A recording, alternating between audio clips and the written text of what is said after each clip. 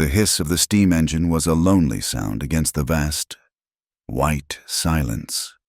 For 3 days, it had been the only constant in Clara Morell's world, a rhythmic, metallic breath pulling her back to a place she had sworn she would never see again. Through the frosted glass of the train car window, the landscape was an unforgiving canvas of gray and white. Snow-laden pines stood like somber sentinels, their branches heavy, their posture bent against a wind that never seemed to cease. The mountains in the distance were jagged teeth biting into a colorless sky.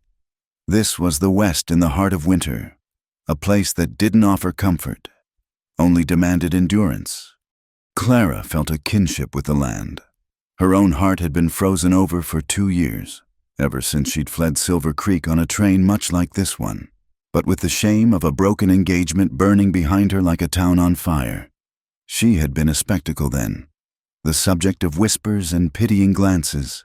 Clara Morell, the woman who was always too much, too tall for a woman, standing a hair shy of 6 feet, a fact that made most men either feel challenged or simply look away. Too plain-spoken, her words direct and unadorned, lacking the soft, winding paths of feminine conversation. Too independent, finding more satisfaction in balancing a ledger or managing her late father's freight business than in mastering a needlepoint stitch. Charles Abbott, with his polished city manners and promises of a life beyond the grit of a frontier town, had seemed to appreciate those qualities. He called her formidable, a woman of substance. She had, fool that she was, mistaken his admiration for an anomaly for love. She had believed him when he said her strength was what drew him in. But when the time came to stand by her, to face the town's silent jury that judged her for not being smaller, softer, simpler, he had faltered. "It's your intensity, Clara," he had explained, his voice slick with false regret. "People find it unsettling. A man wants a wife who provides peace, not a partner who challenges him at every turn." The peace he sought, she later learned, was in the arms of a petite, giggling heiress from Denver. The humiliation had been a physical thing, a sickness that soured her stomach and hollowed out her bones. She sold what was left of the business, packed a single trunk, and left. She hadn't been running from Charles. Not really. She had been running from the reflection of herself she saw in everyone's eyes, a flawed, oversized blueprint for a woman, destined to be admired from a distance, but never truly held. Now, she was returning, not for love. God, no. That well had run dry and frozen over. She was returning for work, the Northern Trading Company, wrestling with a supply line bottlenecked by the harsh winter, needed someone to manage their Silver Creek depot. The previous manager had been caught skimming profits, and the company needed a replacement quickly, someone honest, meticulous, and not afraid of hard work or isolation. Her old reputation, once a social curse, had become a professional asset. They didn't want a charmer. They wanted a bastion. They wanted Clara Morell. The train's whistle blew a long, mournful cry, signaling their approach. A familiar knot tightened in Clara's stomach. She pulled her heavy wool coat tighter around her shoulders, the fabric a meager defense against the chill that was more memory than temperature. She did not expect a welcoming party. Her aunt had passed away the previous spring, the last of her family in this town. Her old friends, married with children now, had likely moved on, their lives filled with concerns far removed from the return of the town's resident spinster. She would step onto the platform, collect her trunk, and find her own way to the company lodgings. It was better this way, clean, simple, transactional. The train shuddered to a halt, the groan of steel on steel echoing through the quiet station. A few passengers disembarked ahead of her, a family with 2 small, bundled children. A traveling salesman whose weary face spoke of a long and fruitless journey. Clara was the last one off. She stepped down onto the snow-dusted platform, her boots making a soft crunching sound. The air was sharp and clean, so cold it felt like breathing in slivers of glass. The Silver Creek station hadn't changed. It was a simple wooden structure, its paint peeling under the relentless assault of the elements. A single luggage cart stood abandoned near the station master's office. The town beyond was hushed under a thick blanket of snow, smoke curling from chimneys in lazy gray ribbons. For a moment that stretched too long.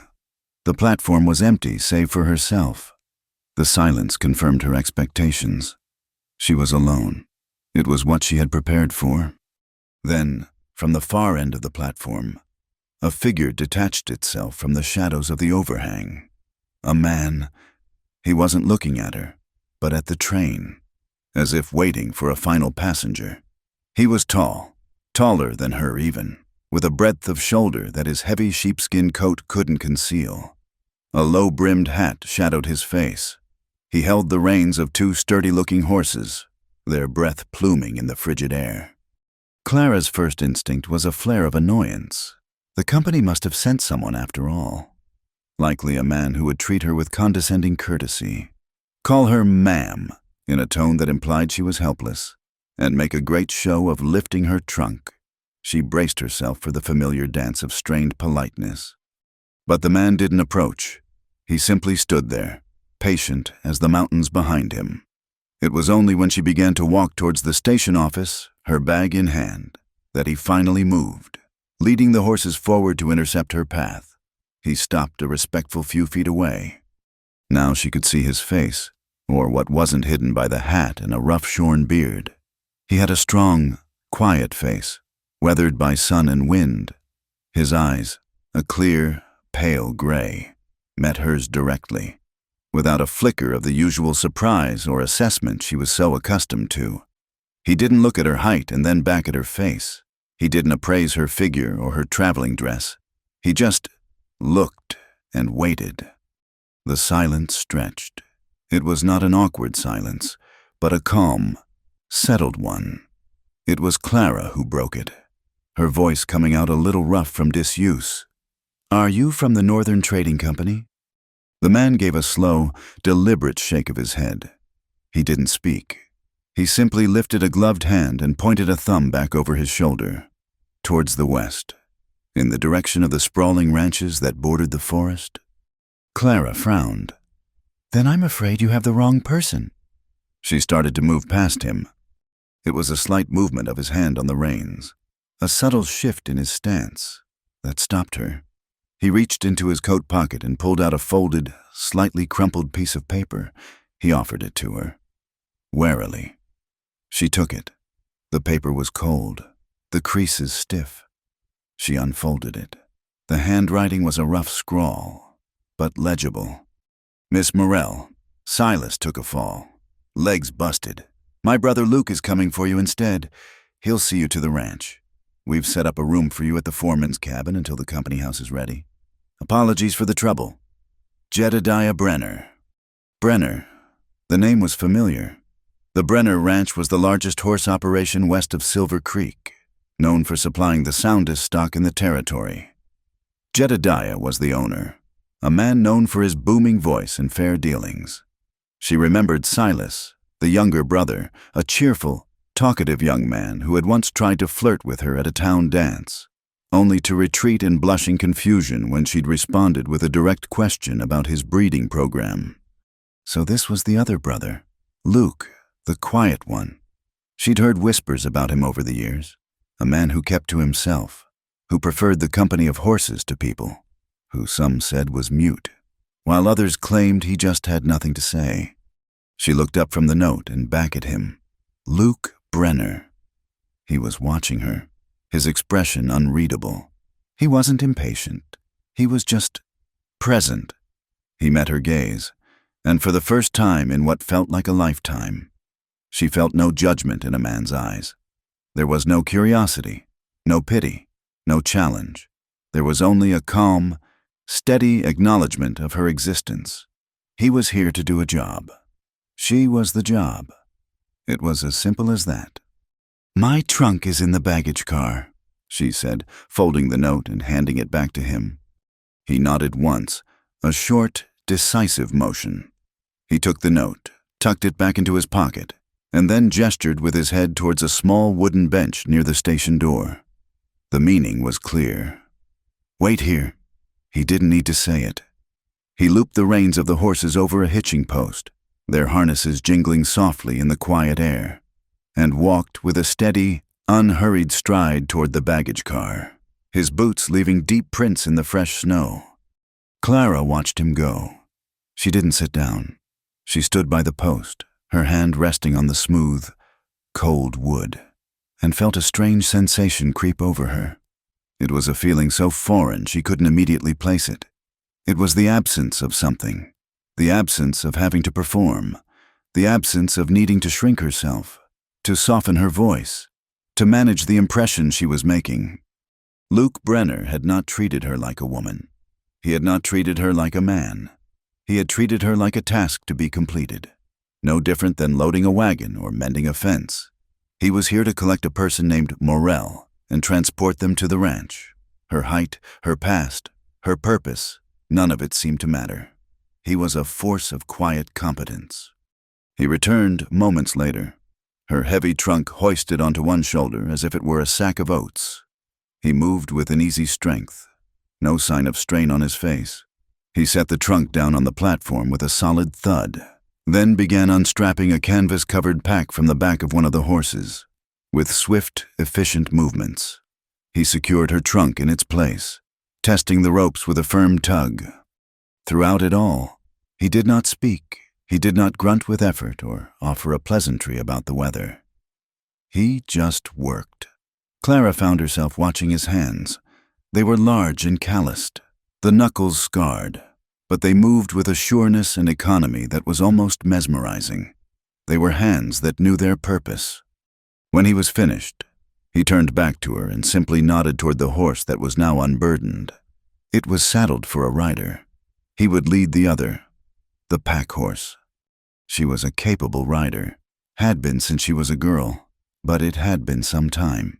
She gathered the hem of her long skirt, placed her boot in the stirrup, and swung herself up into the saddle. It was a practiced, efficient movement, one that often drew stares. Luke didn't even seem to notice. He was already untying the reins from the post, his focus on the animals. He mounted his own horse in a single fluid motion and, without a backward glance to see if she was ready, urged his horse forward. Clara nudged her own mount to follow, falling into place behind him as they left the lonely station and headed west. Away from the silent, watching windows of Silver Creek. The only sounds were the creak of leather and the soft, rhythmic plodding of hooves in the deep snow. The silence between them was as vast and as clean as the winter landscape all around them, and for the first time in 2 years, Clara Morel breathed in the cold, sharp air and did not feel the need to hold her breath. She was just a person on a horse, following a man through the snow, and for now, that was enough. It was more than enough. They rode west, leaving the last vestiges of Silver Creek to be swallowed by the ever-thickening pines. The world narrowed to the path ahead, a barely discernible track through the deep snow. Luke Brenner rode in front, a steady, broad-shouldered silhouette against the white. He moved with the horse as if they were one creature, a seamless union of man and beast. Clara followed a few paces behind, maintaining a distance that was both polite and protective. For the first mile, she was a tightly wound coil of apprehension. She was accustomed to men who used silence as a weapon or a prelude to an intrusion. A quiet man was usually a thinking man, and a man thinking about Clara Morel was usually trying to solve the puzzle of her. He would be cataloging her height, the plainness of her features, the directness of her gaze. He would be formulating the question that always, eventually, came: why was a woman like her still alone? The question was a trap, because any answer she gave, whether defiant, sorrowful, or indifferent, would be judged as insufficient. So she waited for Luke Brenner's gambit. She watched the back of his neck, the set of his shoulders, looking for the telltale signs of a man composing a thought he believed to be clever or profound. But they never came. He did not turn. He did not slow his horse to ride beside her. He simply rode. The silence wasn't a void waiting to be filled. It felt as natural and as solid as the ancient pines that flanked them.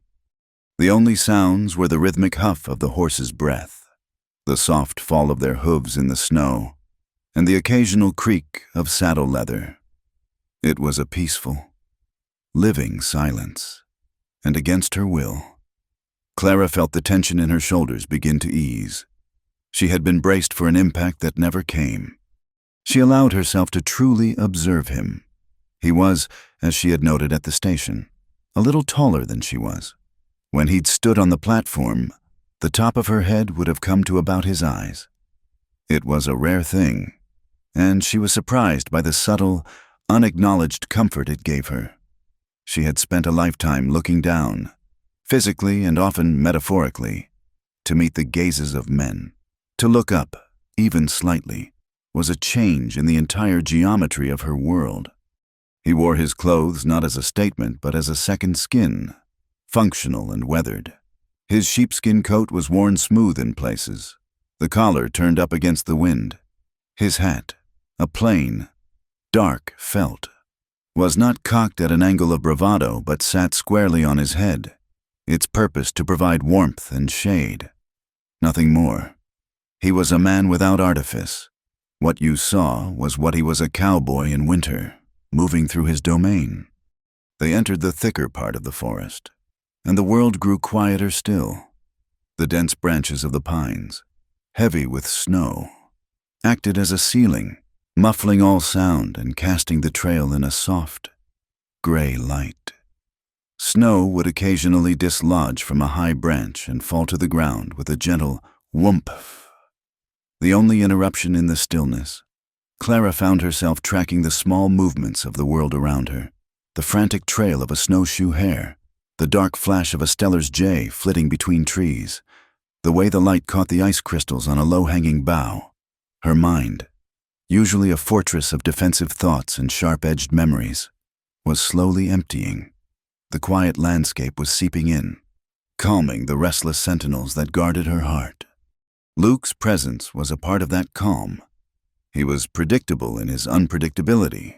He did nothing she expected. He didn't try to make conversation about the weather. He didn't ask if she was cold. He didn't point out landmarks or offer unsolicited information about the trail. His focus was entirely on the path ahead, his awareness extending to her and the pack horse behind him without ever needing to look. Once, her horse, less sure-footed than his, slipped on a hidden patch of ice. It was a small stumble, a quick recovery, but enough to send a jolt through the saddle. Before she had even fully regained her balance, Luke's arm went up, a simple, clear gesture to halt. He didn't turn around, didn't call out an alarm. He just waited. He gave her the space to handle the situation herself, his silent pause an expression of trust in her ability. When she nudged her horse forward again, he resumed their pace without a word. The gesture was so small, so simple, yet it struck Clara with profound force. Charles would have made a production of it, rushing to her side, his face a mask of overwrought concern, his hands fluttering, making her feel both clumsy and fussed over. Other men would have used it as an opening, a chance to offer advice she didn't need or to make a joke at her expense.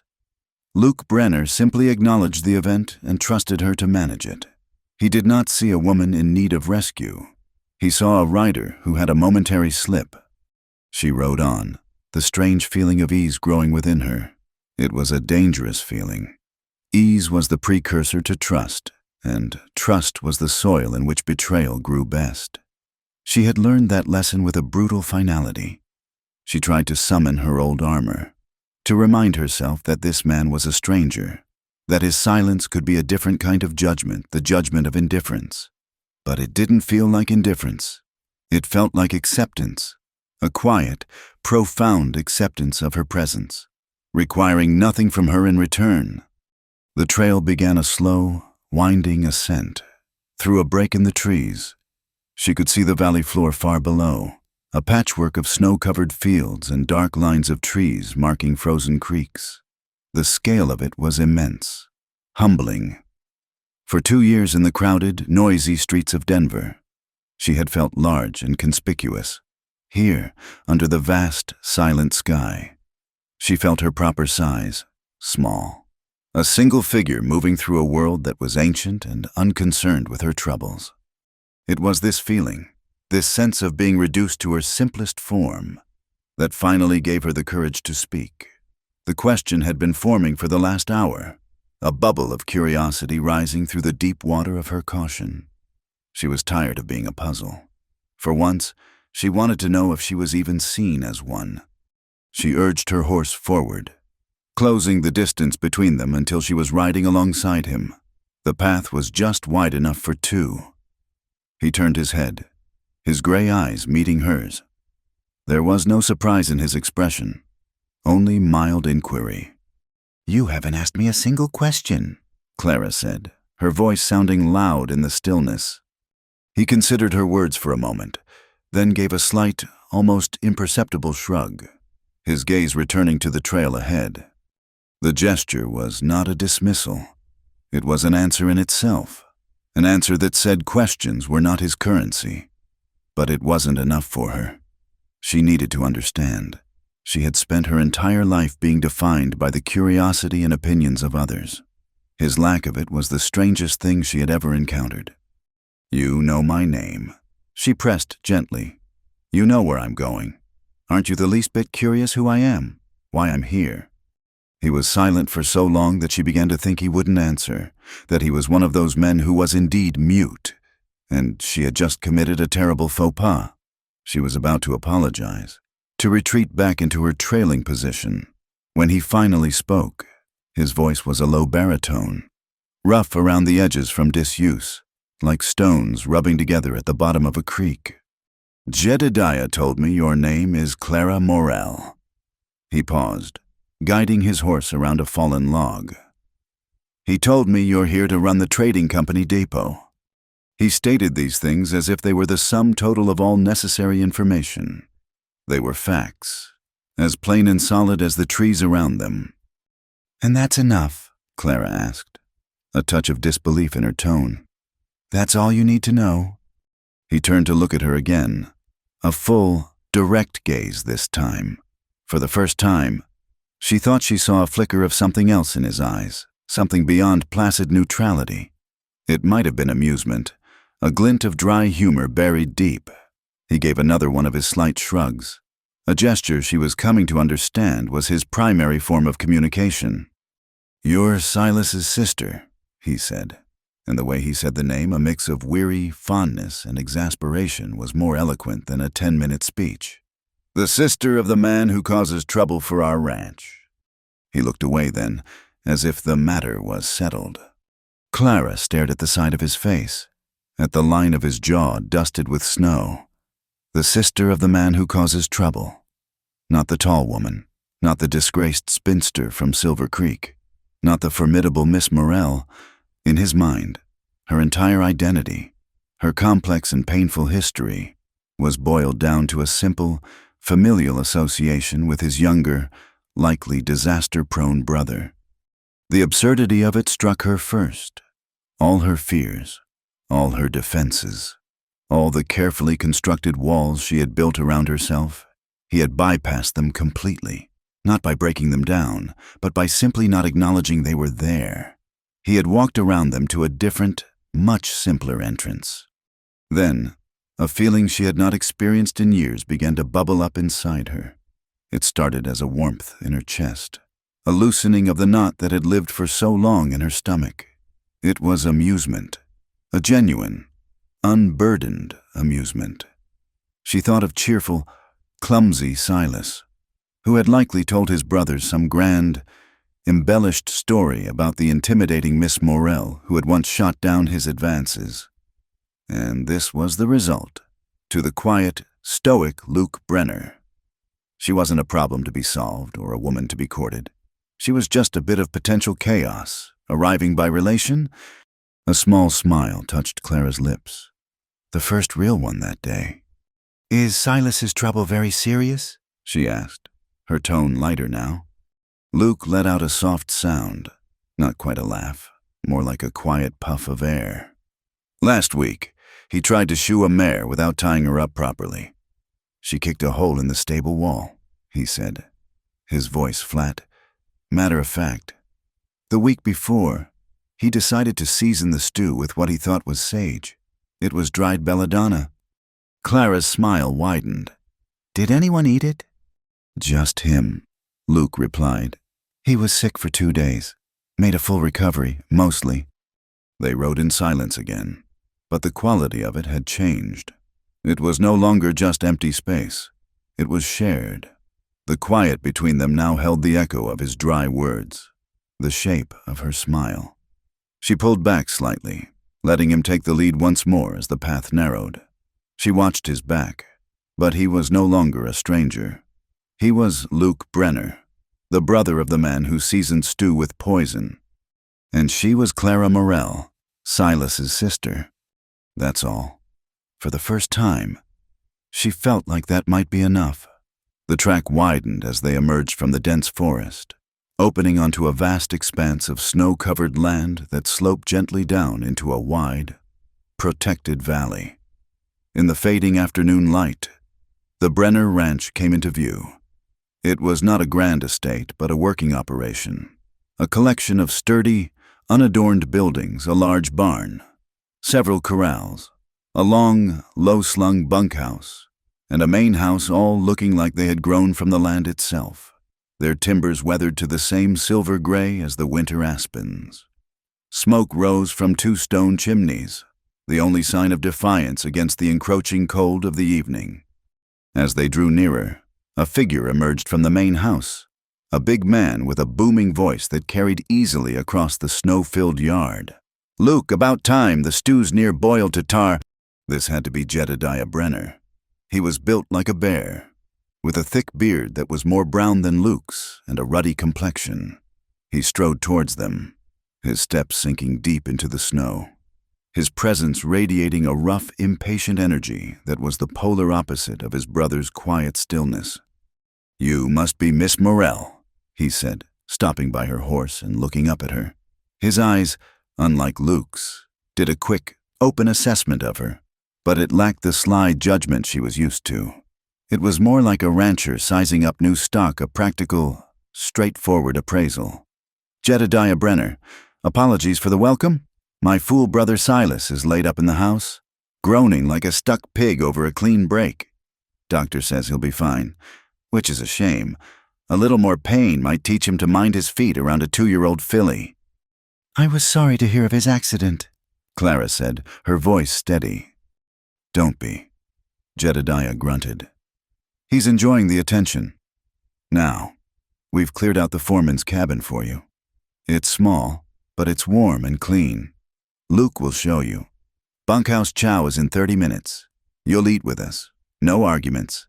He said it not as a suggestion, but as a statement of fact, then turned and stomped back towards the house without waiting for a reply, shouting something about a loose hinge on the stable door as he went.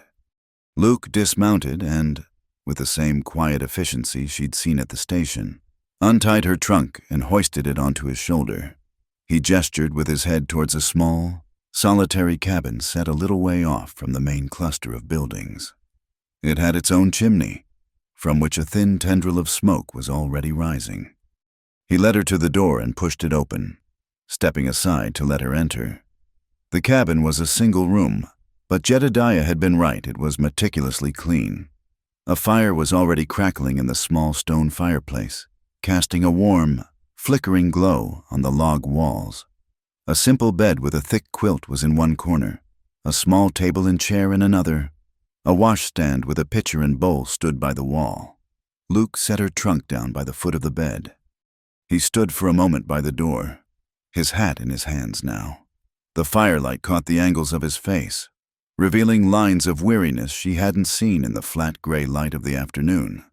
His hair was a dark brown, streaked with lighter strands from the sun. His silence filled the small room, but it was a comfortable weight. "Thank you," Clara said softly. He gave a short, single nod, placed his hat back on his head, and left, pulling the thick wooden door shut behind him. The latch clicked into place, and she was alone. She stood in the center of the room, listening to the crackle of the fire and the distant, muffled sounds of the ranch. She had expected to feel a profound loneliness in a place like this, an isolation that would amplify her own solitude. Instead, she felt a quiet sense of peace. The room was a haven, a space that asked nothing of her. A short while later, she made her way to the bunkhouse. The prospect of facing a room full of cowboys, of being the sole female in their domain, sent a familiar tremor of anxiety through her. She smoothed her travel-worn dress and retied her hair, her hands moving in practiced, defensive gestures. She paused at the door, took a breath as if about to plunge into icy water, and stepped inside. The wave of heat and noise that hit her was a physical force. The long room was filled with about a dozen men, the air thick with the smell of wet wool, coffee, wood smoke, and the rich aroma of roasting meat and onions. A massive pot-bellied stove in the center of the room glowed a dull red. The men were scattered around a long trestle table, their voices a low rumbling murmur. The moment she stepped over the threshold, the murmur died. Every head turned, every pair of eyes fixed on her. Clara's spine went rigid. This was the moment she dreaded, the moment of inspection. She saw the flicker of surprise, the open curiosity. She was an anomaly, a tall, plainly dressed woman appearing in their sanctuary. She braced herself for the inevitable whispers, the nudges, the thinly veiled jokes. Luke was already there, sitting on a bench near the far end of the table. He looked up when she entered, his gaze meeting hers across the room. He didn't smile or gesture, but the simple fact of his eyes on her was an anchor in the sudden, sharp silence.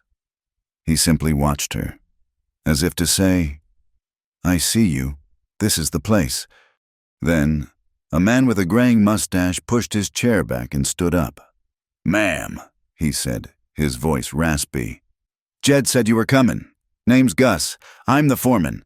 Don't mind the boys. They ain't seen a woman who ain't a picture in a catalog since the spring thaw." A few of the younger men chuckled, but it wasn't a malicious sound. It was awkward, almost shy. "Please, go on with your meal," Clara said, her voice clearer than she expected. "Don't let me interrupt." She moved to the table and found an empty spot on the bench opposite Luke. The men, as if released from a spell, slowly turned back to their food. The conversation started up again, hesitant at first, then gradually returning to its previous volume. They didn't talk to her. They talked around her, across her, their conversation a comfortable, well-worn fabric of ranch life. They spoke of a fence line down near the north pasture, of a coyote that had been getting too bold, of the price of feed in Silver Creek. Clara had never felt so invisible, and it was a profound relief. At social dinners in her past life, she was always the center of a tense, uncomfortable gravity. Men either tried too hard to engage her in conversation, their efforts strained and loud, or they avoided her completely, leaving a wide, empty space around her. Women would offer her pitying smiles and ask if she wasn't lonely. Here, she was simply another body at the table, another mouth to feed. Her presence was accepted as a simple fact, not a problem to be solved. She served herself from the heavy pot of stew, her movements measured and quiet. It was a simple, hearty meal, the kind of food meant to fuel a body for hard labor. And it was delicious. She ate without speaking, listening to the ebb and flow of the conversation. She would occasionally nod when a comment was particularly interesting, or a story was met with general agreement. She wasn't a participant, but she was not an outcast either. She was a quiet observer, and for the first time she felt that was a perfectly acceptable role to play. She noticed she was low on salt. The small wooden cellar was at the far end of the table. To get it, she would have to interrupt the men's conversation, to ask someone to pass it, to draw attention to herself. She hesitated, her hand hovering over the table. It was a small thing, a ridiculous thing to be anxious about, but it felt like a hurdle. It was the kind of moment where her height and her deep voice would feel most conspicuous. She decided against it and was about to take another bite of her underseasoned stew when a hand appeared in her line of sight. It was Luke's. He placed the salt cellar on the table directly in front of her, his movements economical and precise. He had been watching, not in a way that felt intrusive, but with a quiet awareness. He had seen her hesitation, understood the unspoken need, and met it without a word. He didn't look at her for thanks. His attention was already back on his plate, as if the action had been as natural and as thoughtless as breathing. Clara stared at the small wooden object, a salt cellar. It felt like a peace offering, a treaty signed without negotiation. It was a gesture of pure, unadorned consideration. It wasn't flirtatious. It wasn't condescending. It was simply an act of seeing. He saw her. Not Clara the spinster, not Clara the tall, not Clara the intimidating. He saw a person at his table who needed the salt. A warmth spread through her chest that had nothing to do with the hot stew or the blazing stove. She sprinkled a little salt onto her food and continued to eat. But the taste of the meal had changed. It was richer, fuller. She felt a knot she hadn't even realized she was carrying begin to dissolve. The feeling of being too much, too tall, too opinionated, too present had been a constant companion for as long as she could remember. It was the feeling of taking up more space than was allotted to her, of her very existence being an inconvenience. But here, in this rough-hewn bunkhouse, surrounded by strangers, that feeling was gone. She was just the right size. She fit. The meal ended as it had begun, without ceremony. Men pushed their plates away, refilled their coffee cups, and either drifted outside for a pipe or settled in a corner for a game of checkers. No one tried to draw her into conversation. No one stared as she stood up to leave. She felt a few pairs of eyes on her, but the curiosity was muted now, replaced by a kind of weary acceptance. She murmured a general good night to the room, which was answered by a few gruff mumbles and nods. As she reached the door and pulled it open, the shock of the night air was breathtaking. The temperature had dropped significantly, and a fine, glittering snow was falling, swirling in the yellow lamplight spilling from the doorway. The short walk back to her cabin suddenly seemed like a perilous journey. She took a step out into the cold, pulling her thin coat tight, and was about to brace herself for the walk when a shadow fell over her. It was Luke. He had followed her from the table. In his hands, he held a heavy, dark object. It was a greatcoat, a massive thing of canvas and sheepskin lining, big enough to envelop her completely. It looked worn, heavy, and incredibly warm. He didn't speak. He just held it out to her. It was not a question. It was a statement. Clara looked from the coat to his face. In the dim light, his expression was unreadable, but his eyes were steady. This was the second time he had anticipated her need without a word. He had offered the salt for her meal, and now he was offering this coat for her journey. There was no flourish, no pretense of gallantry. This wasn't a man trying to impress a woman. This was a person seeing that another person was about to be cold and offering the simple, logical solution. It was an act of profound, uncomplicated kindness. She took the coat from him. The weight of it surprised her. It smelled of him a clean, outdoor scent of pine, leather, and cold air. She slipped her arms into the sleeves and wrapped it around herself. The warmth was immediate, a comforting, solid presence. The hem fell nearly to her ankles. The shoulders were broad, but it didn't feel like a costume. It felt like a shield. "Thank you," she said again, her voice almost a whisper. He gave that same single decisive nod she was beginning to recognize. Then he turned and walked back into the warmth of the bunkhouse, leaving her alone in the swirling snow. Clara pulled the greatcoat tighter and stepped out into the night. The snow crunched under her boots. She walked towards the welcoming light of her small cabin, wrapped in the borrowed warmth of a silent man's coat. The weight on her shoulders was immense, but for the first time in her life, She did not feel like she was too much. She felt simply present and protected. The days that followed settled into a rhythm, governed by the cold, the snow, and the steady demands of work. Clara's world became the foreman's cabin and the large, drafty barn that the Northern Trading Company used as its depot. The work was a balm to her restless mind. There was a clean, satisfying logic to it that her life had always lacked.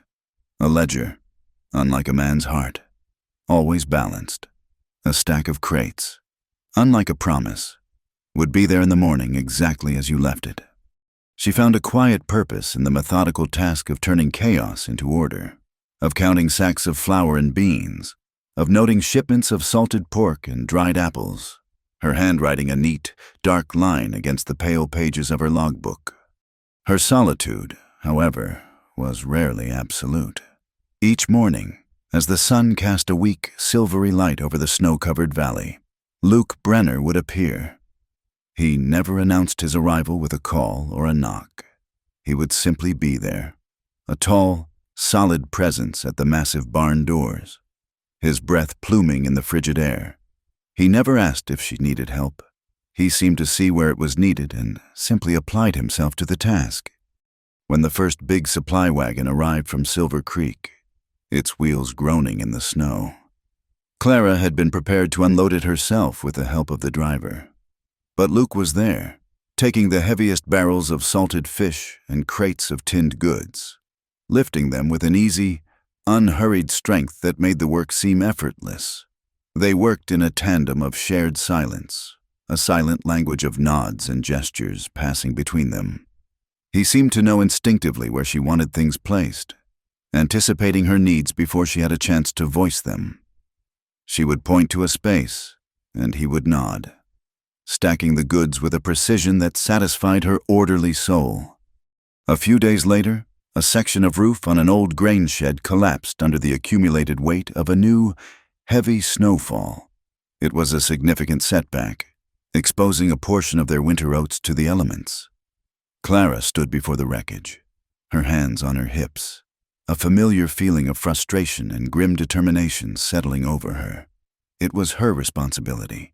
She would have to ask Jedediah for lumber, for tools, and then she would have to set about the slow, arduous task of rebuilding it herself. She was still formulating her plan when Luke appeared beside her, carrying a saw and a hammer. Behind him, he dragged a sled loaded with fresh-cut pine boards and timbers. He didn't look at her. He looked at the broken roof, his gray eyes assessing the damage with a calm, professional gaze. "The main beams are cracked," he said, his first unsolicited words to her in days. "We'll have to replace them." He used the word we. The small, simple pronoun landed in her heart with a surprising weight. They spent the next 2 days working side by side in the biting cold. The world shrank to the small, damaged structure.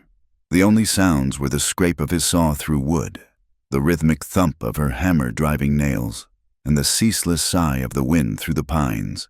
He taught her, through quiet demonstration, how to brace a wall properly, how to notch a beam so it would sit flush. He never once made her feel inept or weak. He treated her as a partner in the work, his equal in all but strength, and he compensated for that difference by simply taking the heavier tasks upon himself without comment or ceremony. During those 2 days, she learned the landscape of his silence. She learned that a slight tilt of his head was a question, that a short, sharp nod was approval. She learned to read the intention in the set of his shoulders, the focus in the line of his jaw. She saw the patience in his calloused hands as he worked a warped board into place, the quiet intelligence in his eyes as he solved the geometry of the broken roof. And a terrifying thing began to happen. She started to feel safe.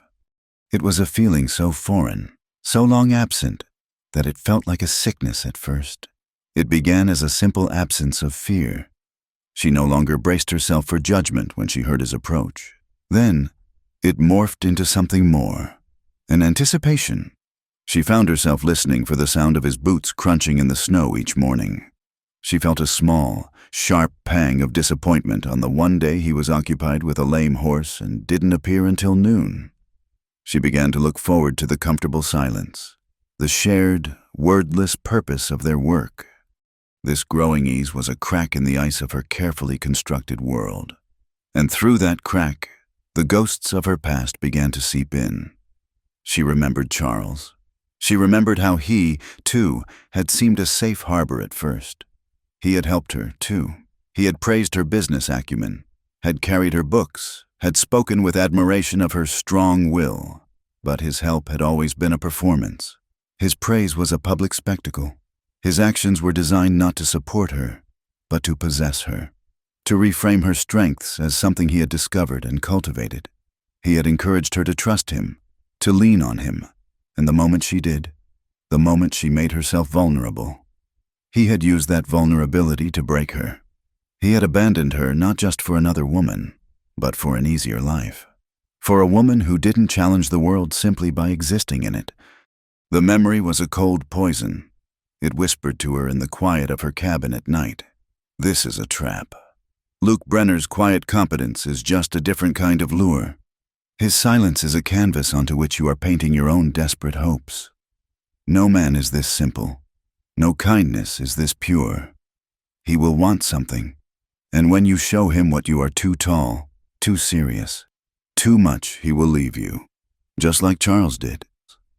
The fear began to manifest in small, self-sabotaging ways. She started waking earlier, trying to get a head start on the day's work before he could arrive to help. When he appeared, she would be curt, thanking him briskly and insisting she could manage on her own. She tried to recreate the solitude she had initially sought, but it no longer felt peaceful. It felt empty. The silence in the depot was no longer calming. It was just quiet. Luke, for his part, seemed not to notice her withdrawal. Or if he did, he gave no sign. If she said she could manage, he would simply nod and turn to another task nearby, mending a harness or sharpening an axe. His presence a silent, unwavering fact she could not escape. He did not press. He did not pry. He just remained. And his steadfastness, his refusal to be pushed away by her fear, was the most terrifying thing of all. It made him feel real. It made the hope feel real. One evening, after a long, grueling day of finishing the last repairs on the shed, a bitter wind kicked up, driving the fine, hard snow in horizontal sheets across the ranch. Clara retreated to her cabin, chilled to the bone. Her hands were stiff and clumsy with cold, and she fumbled with the kindling for the fire. The wood was slightly damp, and it refused to catch, sputtering out in plumes of frustrating, acrid smoke that made her eyes water. She knelt on the cold stone hearth, her frustration mounting with each failed attempt.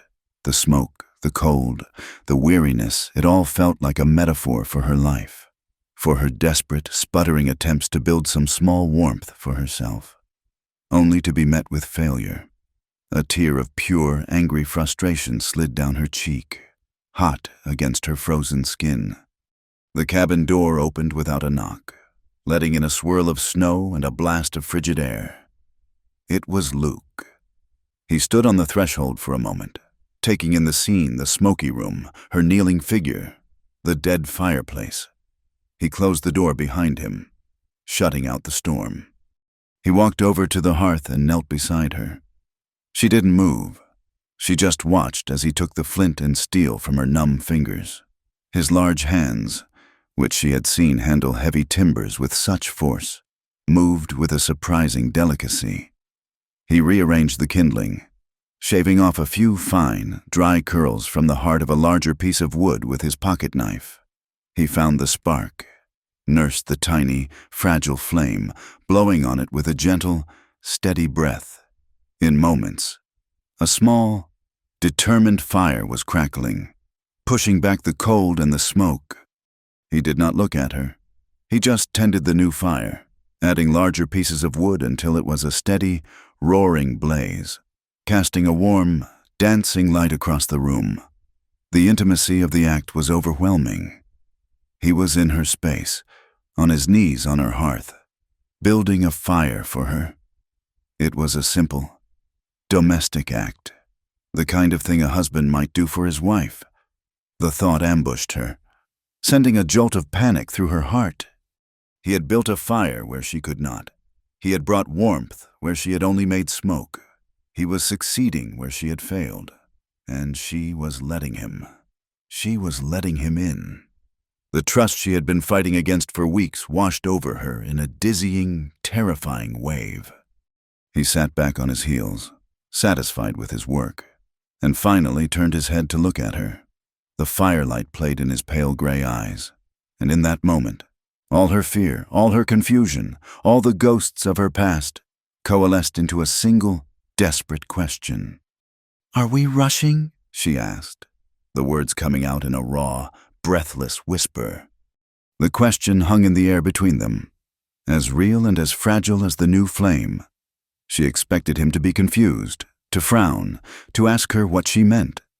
Charles would have laughed, a smooth, patronizing sound, and told her not to be so dramatic. But Luke did not seem confused. He looked at her, his gaze direct and unwavering. The fire crackled in the sudden, heavy silence. He seemed to consider her question not as an accusation, but as a genuine inquiry, one that deserved a true and honest answer. He did not hesitate. "No," he said, his voice low and steady, a calm anchor in her storm.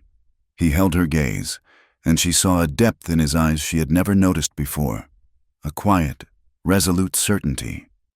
"And if we are," he continued, his voice dropping even lower, softer, "it's only because we're ready." The words struck her with the force of a physical blow. They were not words of seduction. They were not a promise.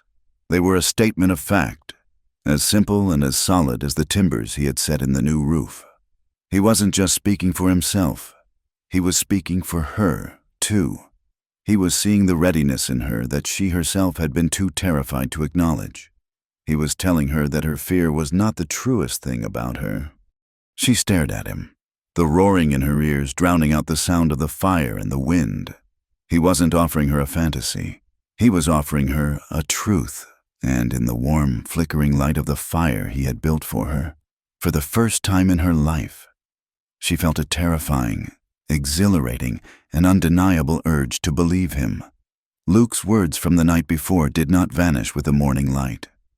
They settled deep within Clara, not as a memory of a fleeting moment, but as a newly laid foundation stone. Ready. The word echoed in the quiet of her cabin as she woke. For years, she had felt she was perpetually preparing for a battle, bracing for an impact, guarding a fortress that was already in ruins. She had not considered the possibility of being ready for anything else. She rose from her bed and went to the small washstand. The face that looked back at her from the little square of wavy glass was familiar in its severity. Her hair was pulled back so tightly that it tugged at the corners of her eyes, a style she had adopted as a kind of armor, a severe bun for a severe woman. It was a warning, a declaration that she was not soft, not approachable. It was the hair of a woman who had no time for nonsense. But as she looked at her reflection in the pale morning light, she saw not strength, but exhaustion. She saw the ghost of the girl she had been, a girl who once loved the feeling of the wind in her hair. Slowly, deliberately, she pulled the pins from the tight coil at the nape of her neck. The heavy mass of dark brown hair tumbled down, falling over her shoulders and down her back, a weight that was suddenly, surprisingly, liberating. It had been 2 years since she had worn it loose. She ran her fingers through it, the strands cool against her skin. It felt like an act of profound rebellion, a surrender to a self she had long kept imprisoned. When she stepped outside, the world seemed altered. The air was just as cold, the snow just as deep, but she felt it differently. She walked towards the depot not with the grim, marching stride of a soldier heading to her post, but with a lighter step, a subtle sway in her hips that she did not consciously create, but simply allowed. The heavy weight of her hair on her back was a constant, gentle reminder of the change. She was no longer a fortress. She was just a woman, walking to work in the snow. Luke was already at the barn, clearing a fresh path to the doors with a wide snow shovel. He stopped when he saw her, his shovel resting on the ground. His eyes went to her hair, and for a fleeting instant, his placid expression shifted. It was not a look of surprise or even overt admiration. It was simpler and far more potent. It was a look of quiet recognition, as if he were seeing something he had known was there all along. He did not comment. He simply held her gaze for a moment longer than usual, then gave a single, slow nod before turning back to his work. That nod was all the affirmation she needed. It was not a compliment that could be questioned or a flowery phrase that would wilt. It was an acknowledgement. "I see you."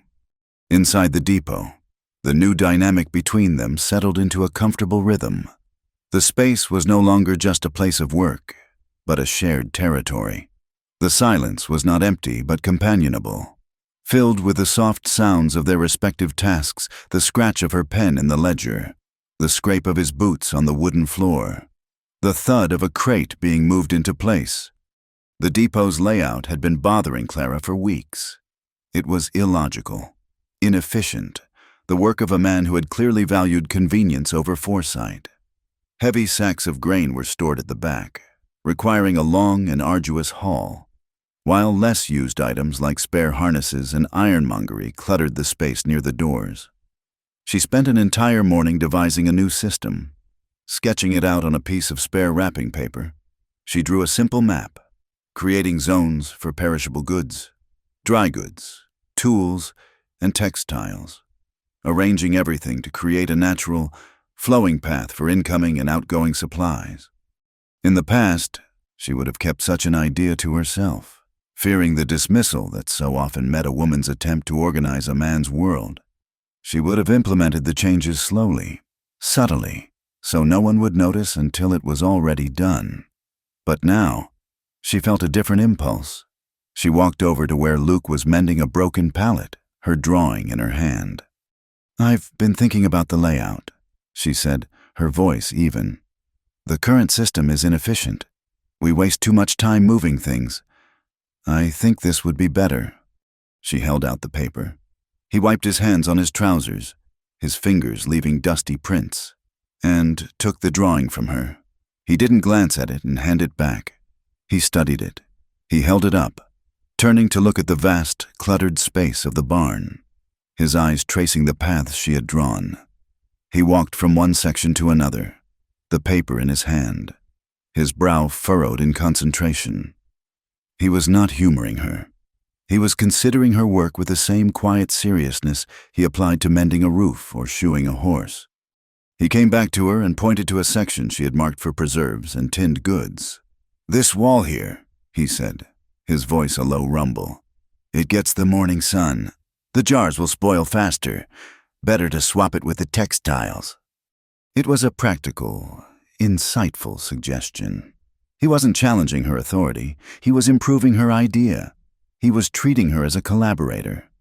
"You're right," she said, a small, genuine smile touching her lips. "I hadn't thought of that." He looked from the paper to her face, and his gaze held that same steady, affirming light. He gave a short nod. "It's a good plan," he said, and with that, he picked up a heavy crate of iron nails and began moving it to the back wall. The first step in enacting her vision. He had accepted her competence as easily and as naturally as he accepted the rising of the sun. They spent the rest of the day transforming the depot, working together in a seamless, unspoken partnership. Her idea, his strength, their shared labor.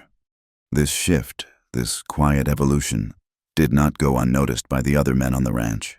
Their initial wariness of Clara had been a palpable thing, a collective holding of breath. They had treated her with a stiff, awkward politeness born of uncertainty. But as the days turned into weeks, they saw the depot being transformed into a model of efficiency. They saw her working alongside Luke, not as a delicate lady needing assistance, but as a capable partner. They saw her laugh a low, rusty sound at first, but one that grew more frequent and more natural. They saw her hair, unbound and free, and their attitude began to change. The awkwardness softened into a quiet, grudging respect. Gus, the foreman, stopped addressing her as ma'am in a tone that put a wall between them. He started calling her Clara, and he would come to her directly with questions about supply levels, listening intently to her answers and trusting her judgment. One evening at dinner, a young, lanky cowboy named Elias, who had never said a word to her, slid a freshly baked biscuit onto her plate when he saw she didn't have one. He did it without looking at her, his face turning a dull red, but the gesture spoke volumes. They were beginning to see her not as an outsider, an interloper from a different world, but as part of the ranch. She was the depot manager. She was the woman who worked with Luke. She was a piece of their world now. Luke himself remained a constant, a bedrock of quiet support. His gestures were always small, almost invisible to an outside observer. But to Clara, they were everything. It was the way he'd appear with a tin cup of hot, black coffee, pressing it into her hands on a morning so cold her fingers felt like ice. When he handed it to her, his knuckles would brush against hers, a fleeting touch that was never improper, but was a simple, warm transfer of heat and presence. When a surly freight driver tried to dispute a count, his voice loud and condescending, Luke would materialize at her shoulder. He wouldn't say a word. He would just stand there, his arms crossed, a silent, immovable mountain of a man. The driver's tone would invariably change. Luke never spoke for her, because he knew she didn't need him to. He simply stood with her, a silent testament to her authority. Her heart, which she had believed to be a barren, frozen landscape, began to thaw. She felt a fullness that had nothing to do with the giddy, breathless infatuation she had once mistaken for love with Charles. That had been a loud, demanding emotion, a thing that required constant validation and grand pronouncements. This was different. This was a quiet, steady warmth, like the slow, deep heat of embers in a hearth. She had never heard a single word of endearment from Luke Brenner. He never told her she was beautiful.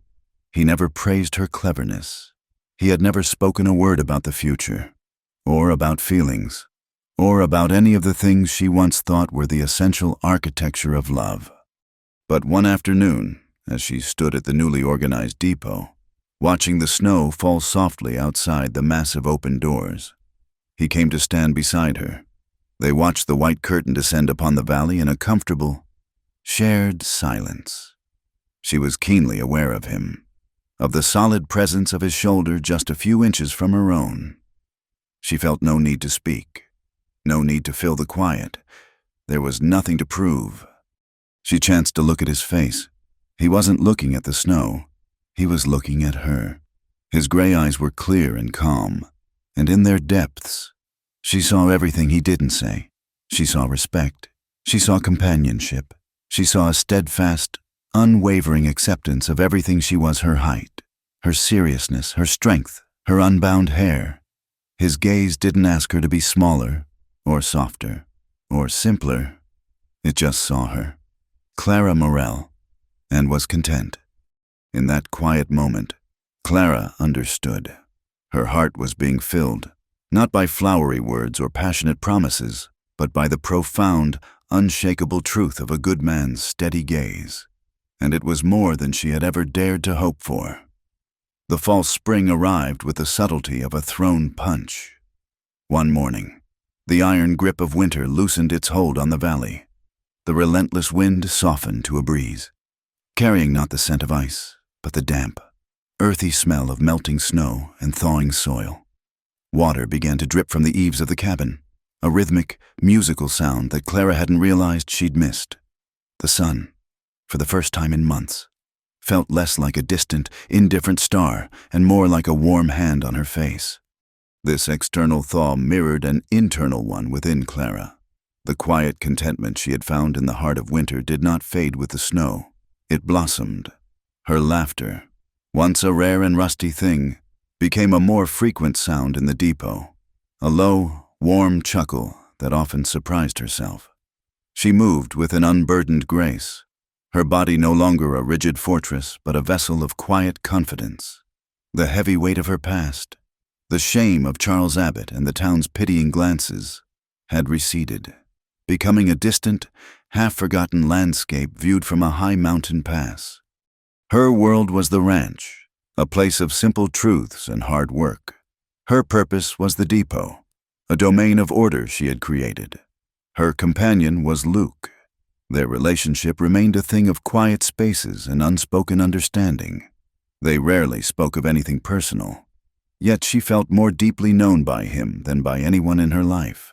Their bond was forged not in words, but in the shared labor of a rebuilt roof, in the passing of a cup of coffee on a cold morning, in the comfortable silence of two people standing side by side, watching the day end.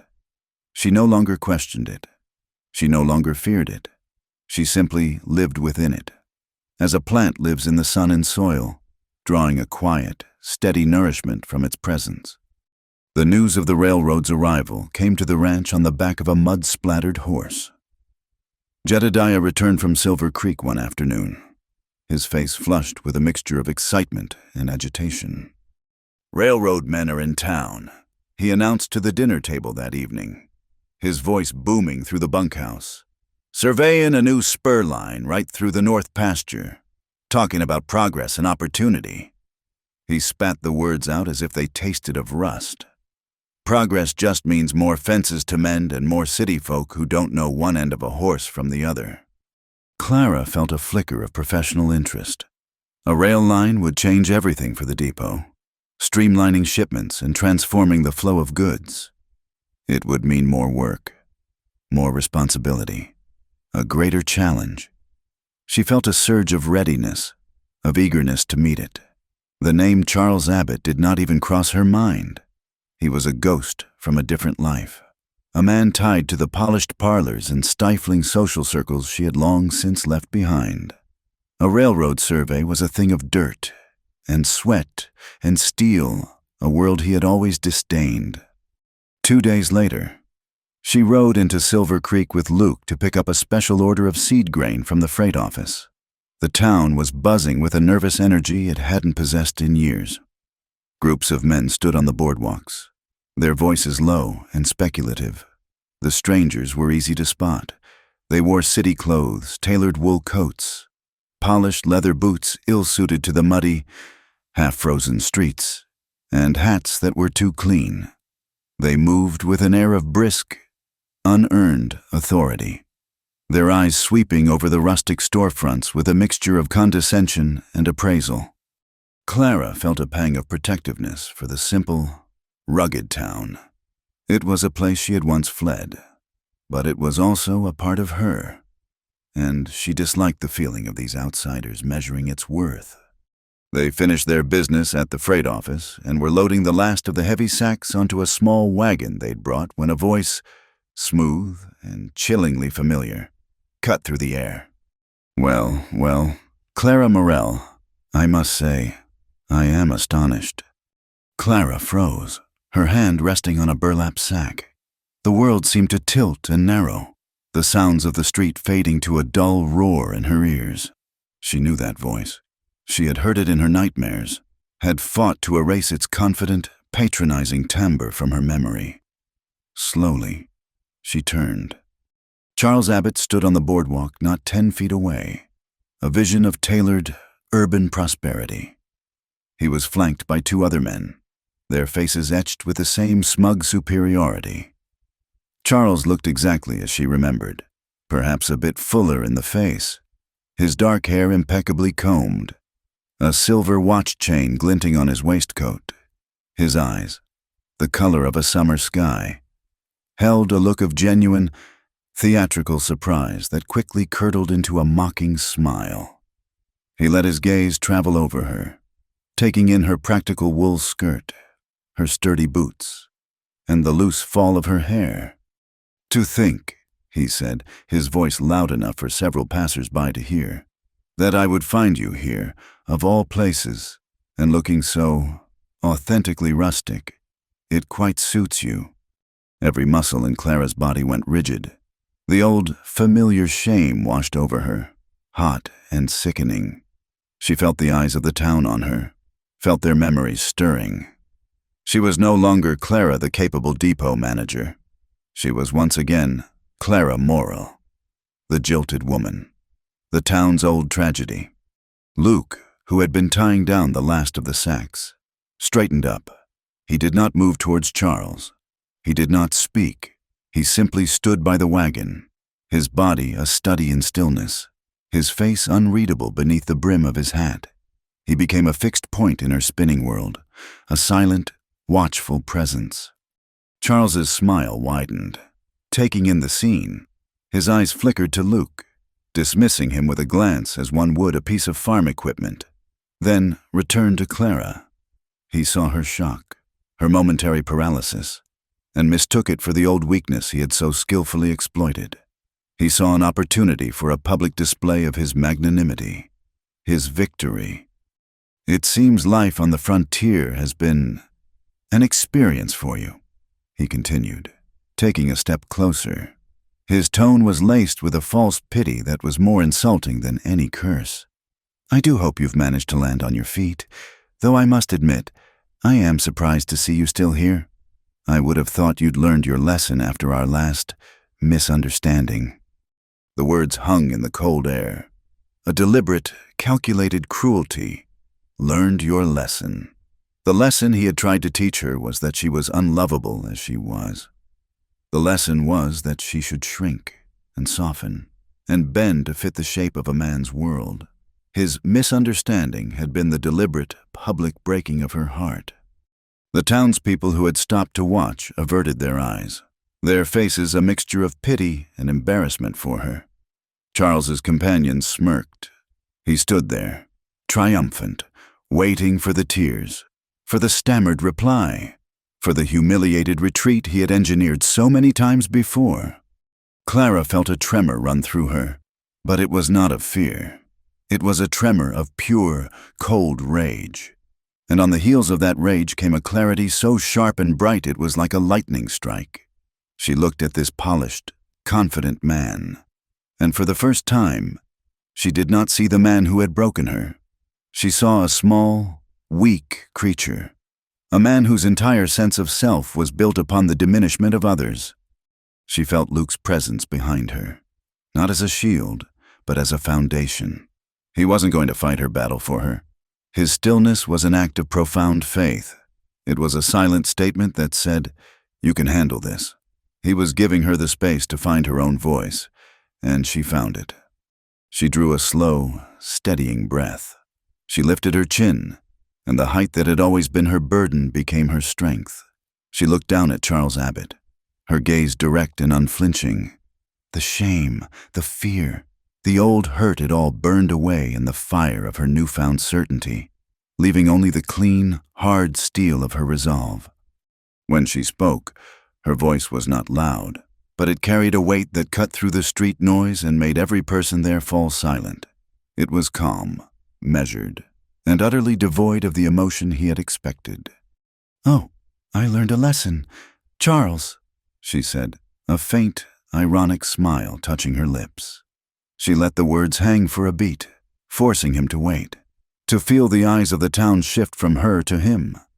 "I learned that the man who cannot abide a strong woman," she continued, her voice clear and resonant, "is the weakest of them all." The silence that followed was absolute. Her words, so simple and so true, had struck him with the force of a physical slap. The condescending smirk vanished from his face, replaced by a flicker of stunned disbelief. He had expected a broken bird, and had found an eagle. His public performance had crumbled to dust around him. He had tried to expose her weakness, and she, with a single sentence, had laid his own bare for all the world to see. He gaped at her for a moment, his handsome face contorting into an ugly, petulant sneer. He opened his mouth, then closed it again. No smooth, cutting words coming to his rescue. He had been outmaneuvered, disarmed. He was exposed, and he knew it. With a choked sound of disgust, he turned on his heel and strode away, his companions scrambling to follow in his wake. their own smirks gone. The tension on the street broke. Someone coughed. A wagon wheel creaked. Clara did not watch him go. She stood for a moment, her heart hammering against her ribs, the adrenaline singing in her veins. She had faced the ghost of her past and had not flinched. She had spoken her truth. Slowly, she turned back to the wagon. Luke was still there, in the exact same spot. He hadn't moved a muscle. He was looking at her, and the expression in his pale gray eyes was not one of pity, or surprise, or even triumph. It was the same steady, unwavering gaze she had come to know so well. It was a look of pure, unadulterated respect.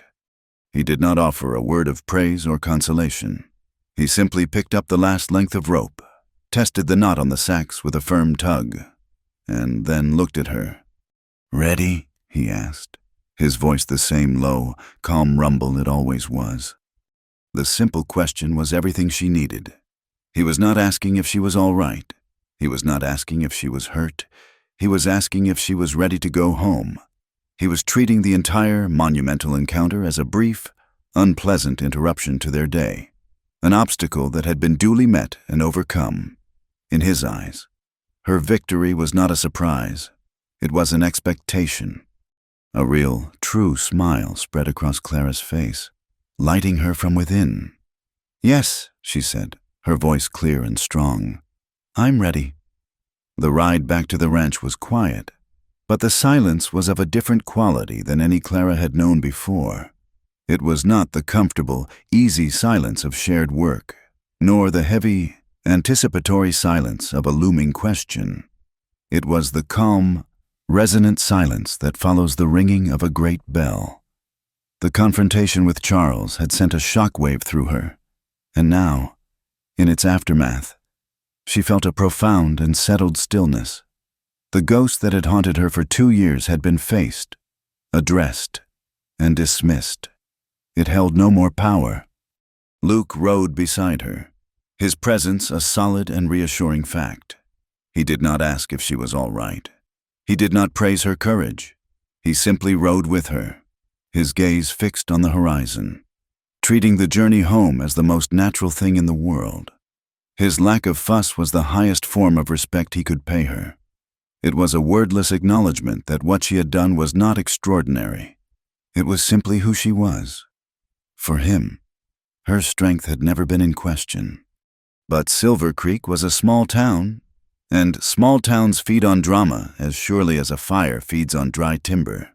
By the next day, the story of the confrontation had been twisted into a dozen different shapes, each more distorted than the last. Jedediah brought the news back from town, his face a thundercloud as he stomped into the depot where Clara was taking inventory. "Town's buzzing like a kicked beehive," he grumbled, pulling off his hat and slapping dust from it against his leg. "Abernathy over at the Mercantile is saying you planned the whole thing. Says you're a vindictive woman, using my brother to wage some kind of war against that polished snake Abbott." Clara paused, her pen hovering over the ledger. She felt a familiar cold dread begin to creep up her spine. "And that ain't the half of it," Jedediah went on, his voice thick with disgust. "Martha Gable is telling anyone who listened that you've got Luke wrapped around your finger, that a quiet man like him is no match for a woman of your experience." He stumbled over the words, clearly uncomfortable repeating the venomous gossip. "They're dragging it all up again.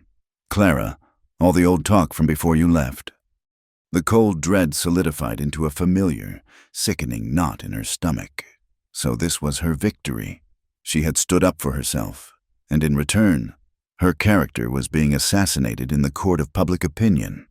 They were painting her as a manipulator, a seductress preying on a simple cowboy for the sake of a petty revenge.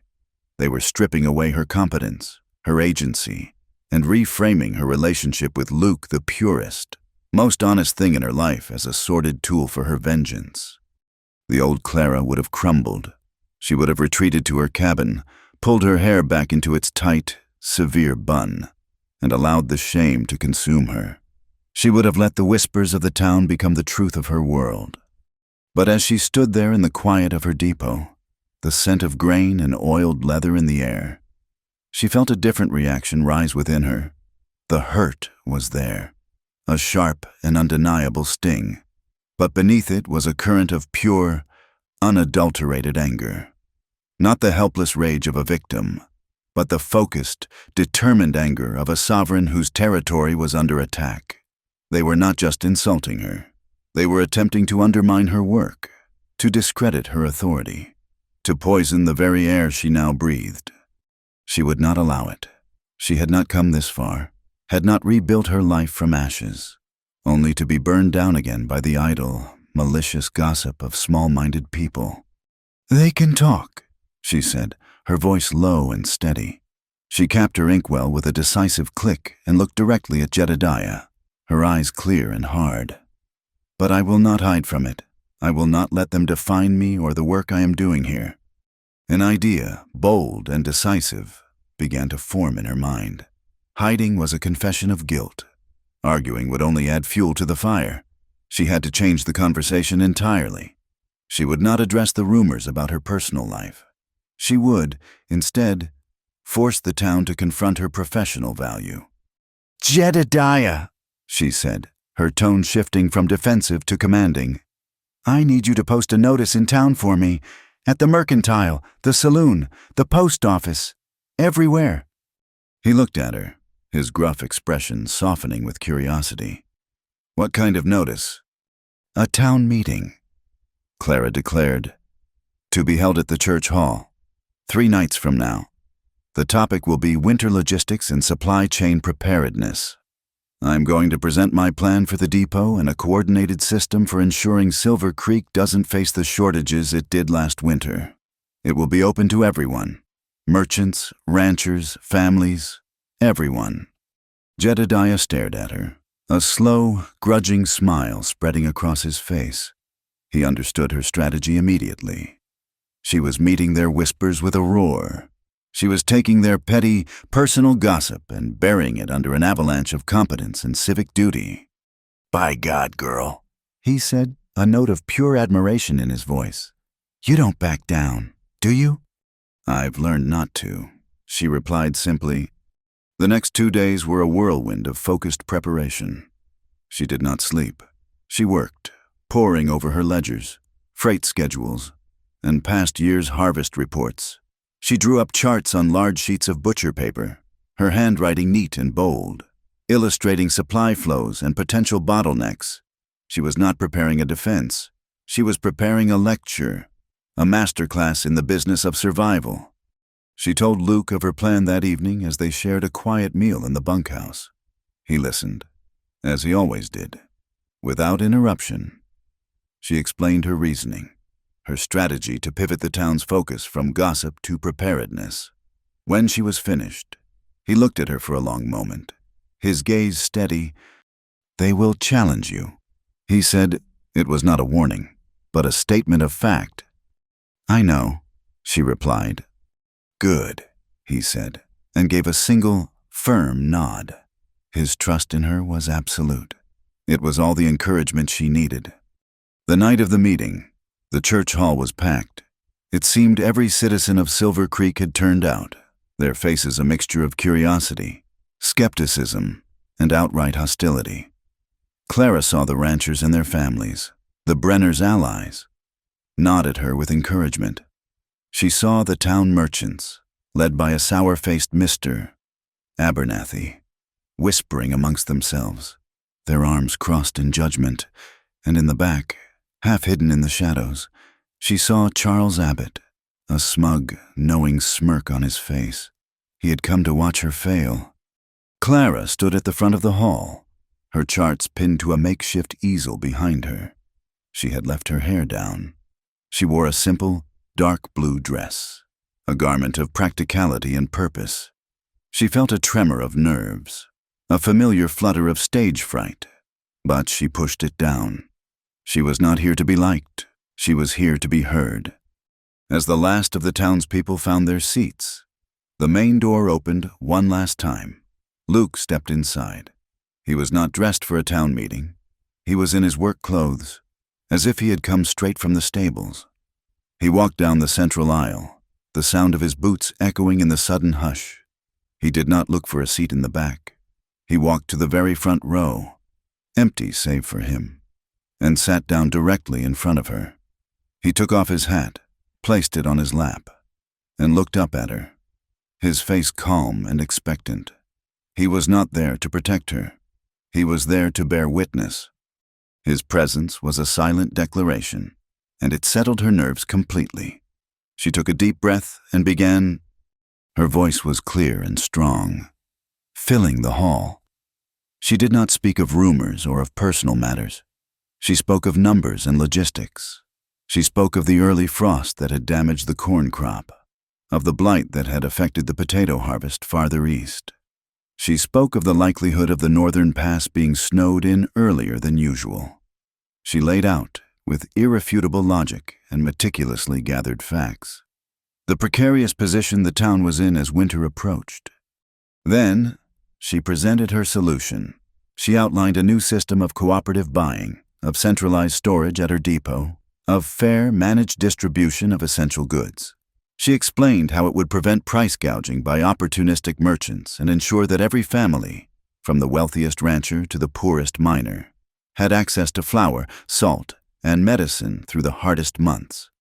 She spoke for nearly an hour, her confidence growing with every word. She was not asking their permission. She was demonstrating her value, proving that while they were busy whispering about her past, she had been busy securing their future. When she finished, there was a stunned silence. She had given them a portrait of competence so undeniable that it left no room for the petty gossip they had come to hear. Then, a voice rose from the center of the room. "This is all very impressive, Miss Morell." It was Abernathy, the merchant, getting to his feet. A very ambitious plan, perhaps too ambitious. "How so, Mr. Abernathy?" Clara asked, her tone even. "You are a temporary manager," he said, his voice dripping with condescension. "Here today, gone tomorrow. You ask us to place the town's entire welfare in your hands, a woman with no long-standing ties to this community. And you ask us to trust a system that seems to benefit your employers, the Brenners, more than anyone." The accusation was clever, twisting her partnership with the Brenners into a conflict of interest. A murmur went through the crowd. "The system benefits anyone who eats, Mr. Abernathy," Clara countered calmly. "And my commitment is to the efficient operation of this depot for as long as I'm employed to run it. The security of this town is my only concern." "Is it?" another man called out, a known friend of Charles's. "Or is your concern more personal? It seems you've made quite a powerful alliance with the Brenners. Some might wonder what this is all really about." The attack was now direct, veering from the professional to the personal, just as she knew it would. The room grew tense. This was the moment the town had been waiting for. Before Clara could even formulate a reply, there was a sound from the front row. It was the scrape of a chair on the wooden floor. Luke stood up. He did not turn to face the questioner. He remained facing forward, his back to the crowd, his attention on Clara. He stood there for a long, silent moment, a towering, unmovable presence. The entire hall held its breath. When he finally spoke, his voice was not loud, but it filled the room with an authority that no amount of shouting could ever achieve. "She doesn't need me to speak for her," he said, his words slow and deliberate, each one landing like a hammer blow. He paused, then slowly turned his head, his cool gray gaze sweeping over the crowd, finally landing on Abernathy and the other man. "But I'll be standing behind her if anyone tries to get in her way." The silence that followed was absolute, profound, and shattering. It was not a threat of violence. It was a statement of unwavering, unconditional loyalty. He had not defended her honor like a possessive lover. He had affirmed her strength and then drawn a line in the sand for anyone who dared to challenge it. He had, in 2 simple sentences, validated her autonomy while declaring his complete and utter support. Abernathy sank back into his chair, his face pale. Charles, in the back of the room, had lost his smirk. The townspeople looked from the resolute figure of Luke Brenner to the poised, unshakable woman at the front of the room. And in that moment, they did not see a scandal. They saw a partnership, a formidable and united front.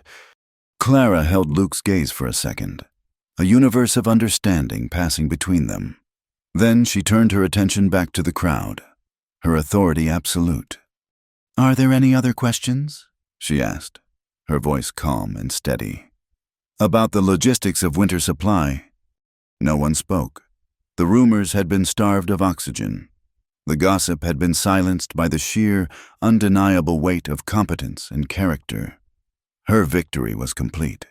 The victory at the town meeting was a hollow one, for nature keeps its own counsel, and it cared little for human disputes.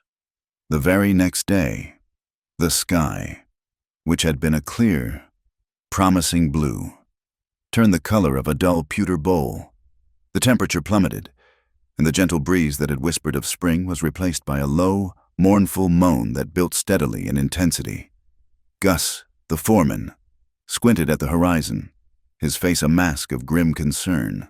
"This ain't a spring squall," he muttered to no one in particular. "This is a winter ghost. Come back for one last bite." By noon, his prophecy had come true. The storm hit not as a gentle snowfall, but as a furious, horizontal assault. It was a white hurricane, a blizzard of such ferocity that it erased the world. The mountains vanished. The far corrals disappeared. The line between earth and sky dissolved into a single, roaring, blinding vortex of snow and ice. The ranch was no longer a collection of buildings in a valley. It was a tiny, fragile island in a raging, frozen sea. All work ceased. The men, their faces grim, secured the livestock in the main barn, their shouts swallowed by the shriek of the wind. Clara stood at the depot door, watching the maelstrom, a profound sense of helplessness washing over her. Her neat ledgers and logical plans were meaningless in the face of such elemental fury. Stranded at the ranch by the sudden storm was Charles Abbott and his small survey team. They had been inspecting the Brenner's north pasture when the storm hit, and Jedediah, despite his dislike for the man, had offered them the grudging hospitality of the bunkhouse. Charles's presence was a low-grade irritant, a constant, simmering source of tension. He moved through their rustic world with an air of beleaguered superiority, as if being forced to endure their company was a great personal trial. For 2 days, the blizzard raged without pause. The world shrank to the interiors of the fire-lit buildings.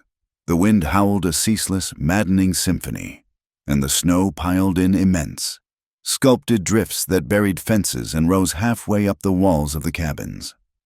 On the third morning, the wind finally began to abate, its furious shriek softening to a weary sigh.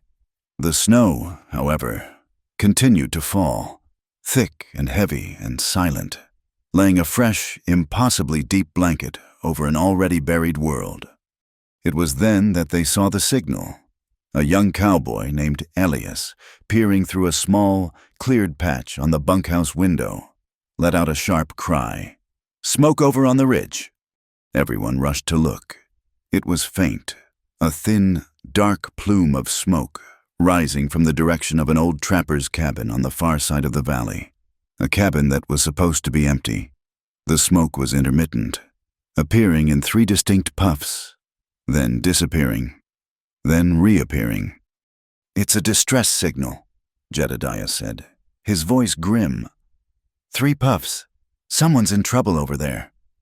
"Could be old Henderson," Gus added. "He sometimes uses that cabin when he's checking his high country traps. And there was a freight wagon due in from the East Pass before the storm hit. They could have been caught out." A heavy silence fell over the room. The cabin was 5 miles away, a journey that would be difficult on a clear day. In this deep, fresh snow, it would be a brutal, perhaps impossible, trek, but to do nothing was to condemn whoever was over there to a slow, cold death. Clara's mind, however, was already racing. She wasn't thinking about the difficulty of the journey. She was thinking about what the survivors would need: food, blankets, medicine, all of which were sitting in her depot, 100 yards away. "We have to get supplies to them," she said, her voice cutting through the heavy silence. "The depot is fully stocked. We have everything they could need." "Absolutely not." The voice was crisp, cold, and full of authority. It was Charles. He stepped forward from the corner where he had been observing the scene with a detached, cynical air.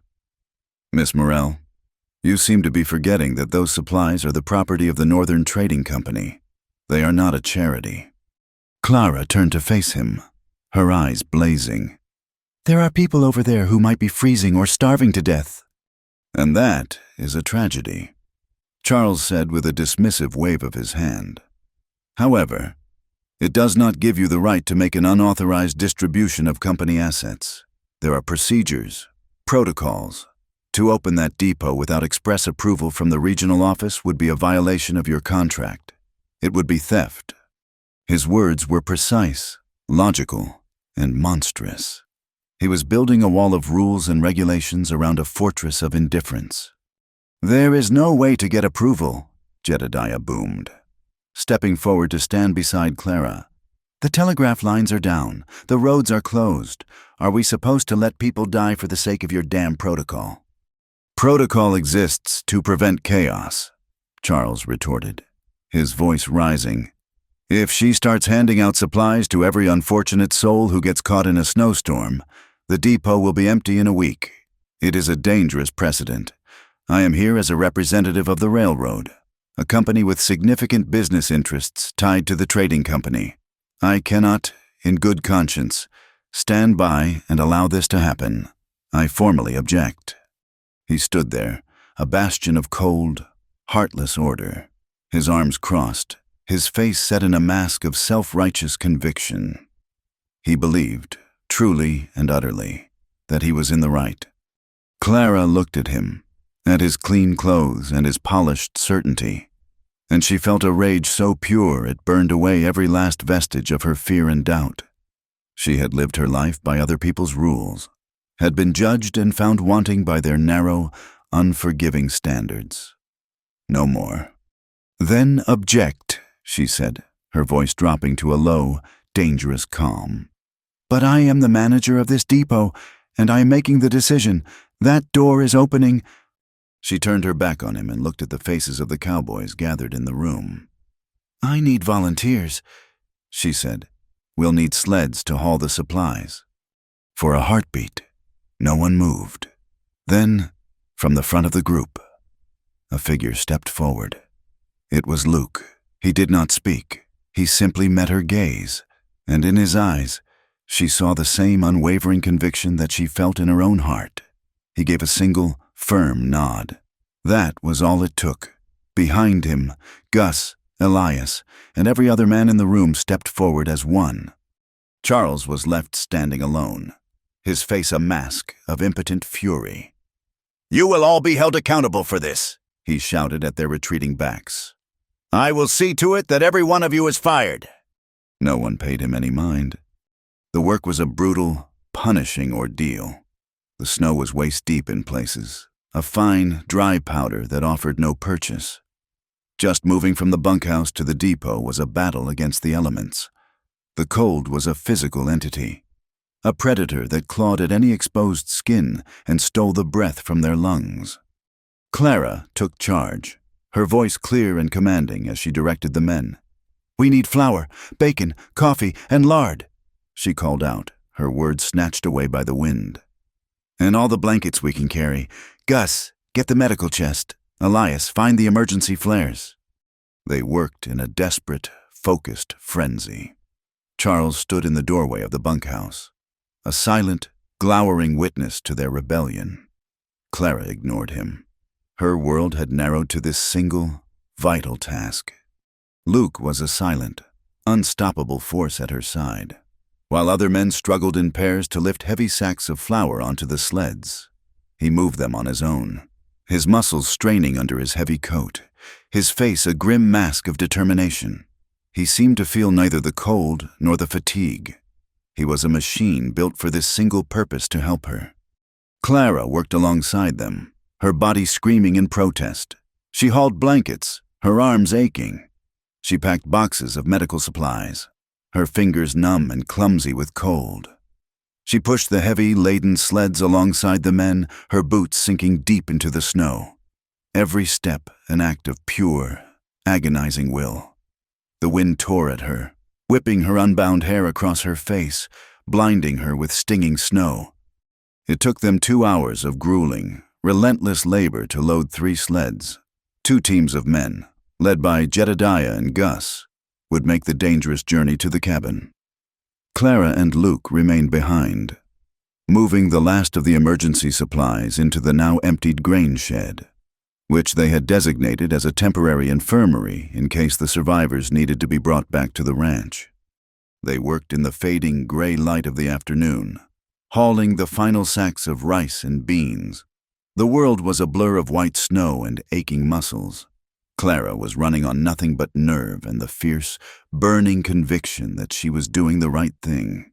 She grabbed one last 50-pound sack of rice, her arms shaking with the strain. She heaved it onto her shoulder and took a staggering step towards the shed. The world tilted violently. The roaring in her ears, which she had mistaken for the wind, grew louder.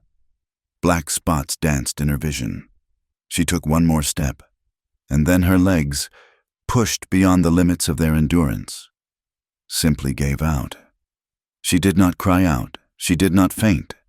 She just crumpled, the world dissolving into a silent, swirling vortex of gray and white as the heavy sack slipped from her shoulder and fell with a soft thud into the snow beside her. She was on her knees, the cold seeping through her clothes, her head bowed, her body utterly and completely spent. She had given everything. There was nothing left. And then he was there, strong. Solid arms encircled her, lifting her as if she were a child.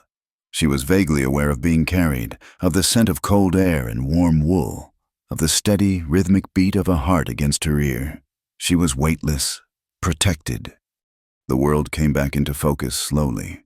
She was in the grain shed, lying on a pile of soft, clean blankets near a small pot-bellied stove that was now glowing a cherry red.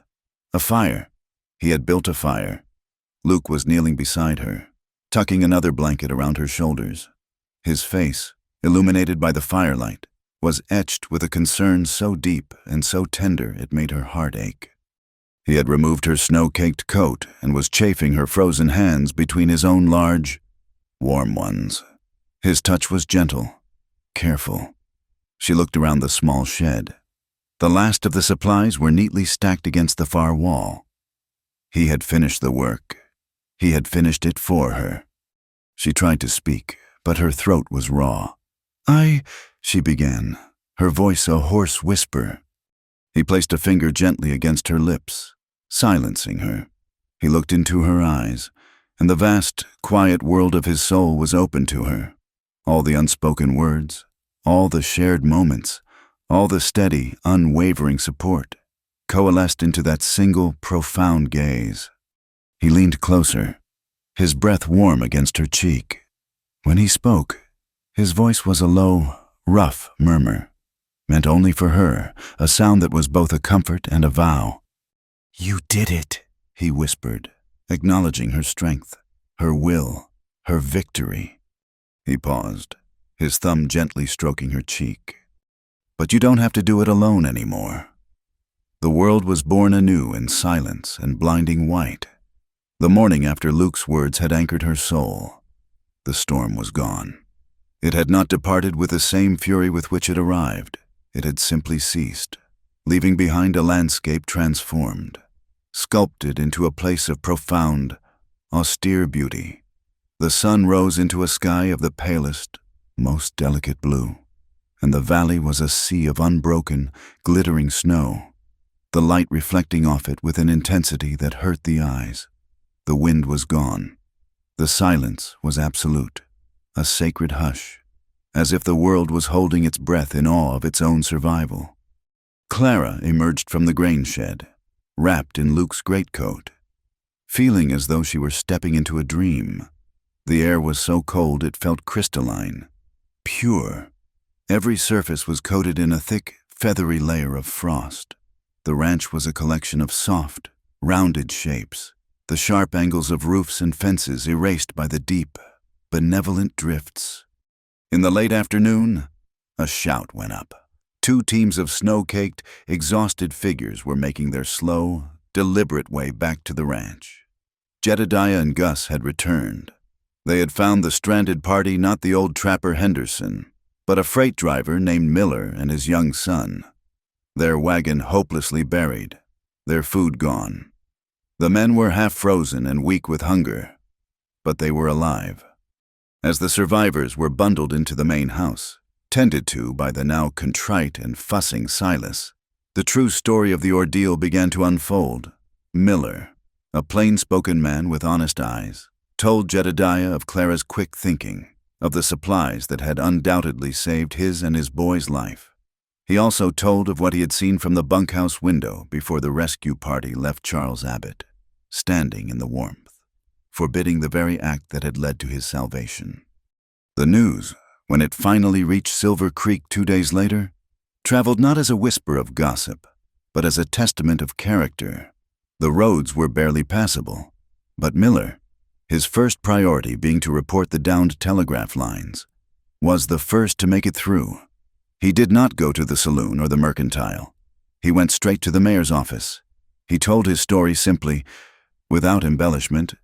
He spoke of a woman who had defied protocol to save a stranger, and of a well-dressed man who had quoted rules while a child was in danger of freezing to death. The town, which had so recently been a cauldron of speculation and judgment, fell quiet. The story resonated with a fundamental frontier ethic that superseded all other social codes. You helped your neighbor. You did what needed to be done. Rules were for guidance. Character was for survival. In the crucible of the blizzard, Clara's character had been proven pure, while Charles's had been revealed as nothing more than hollow, polished brass. The public shaming of Charles Abbott was not a loud or dramatic affair. It was a quiet, collective turning of the back.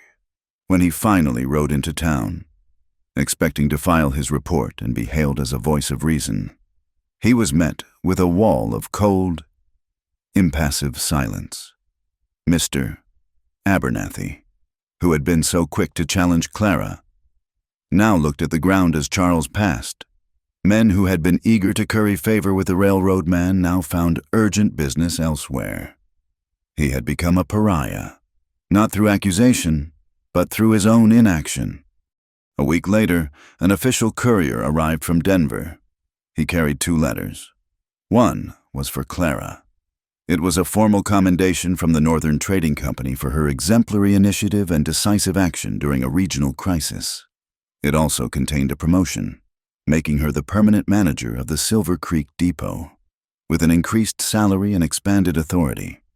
The second letter was for Charles. Its contents were not made public, but the result was immediate. His temporary authority was revoked. His survey was to be taken over by a new team.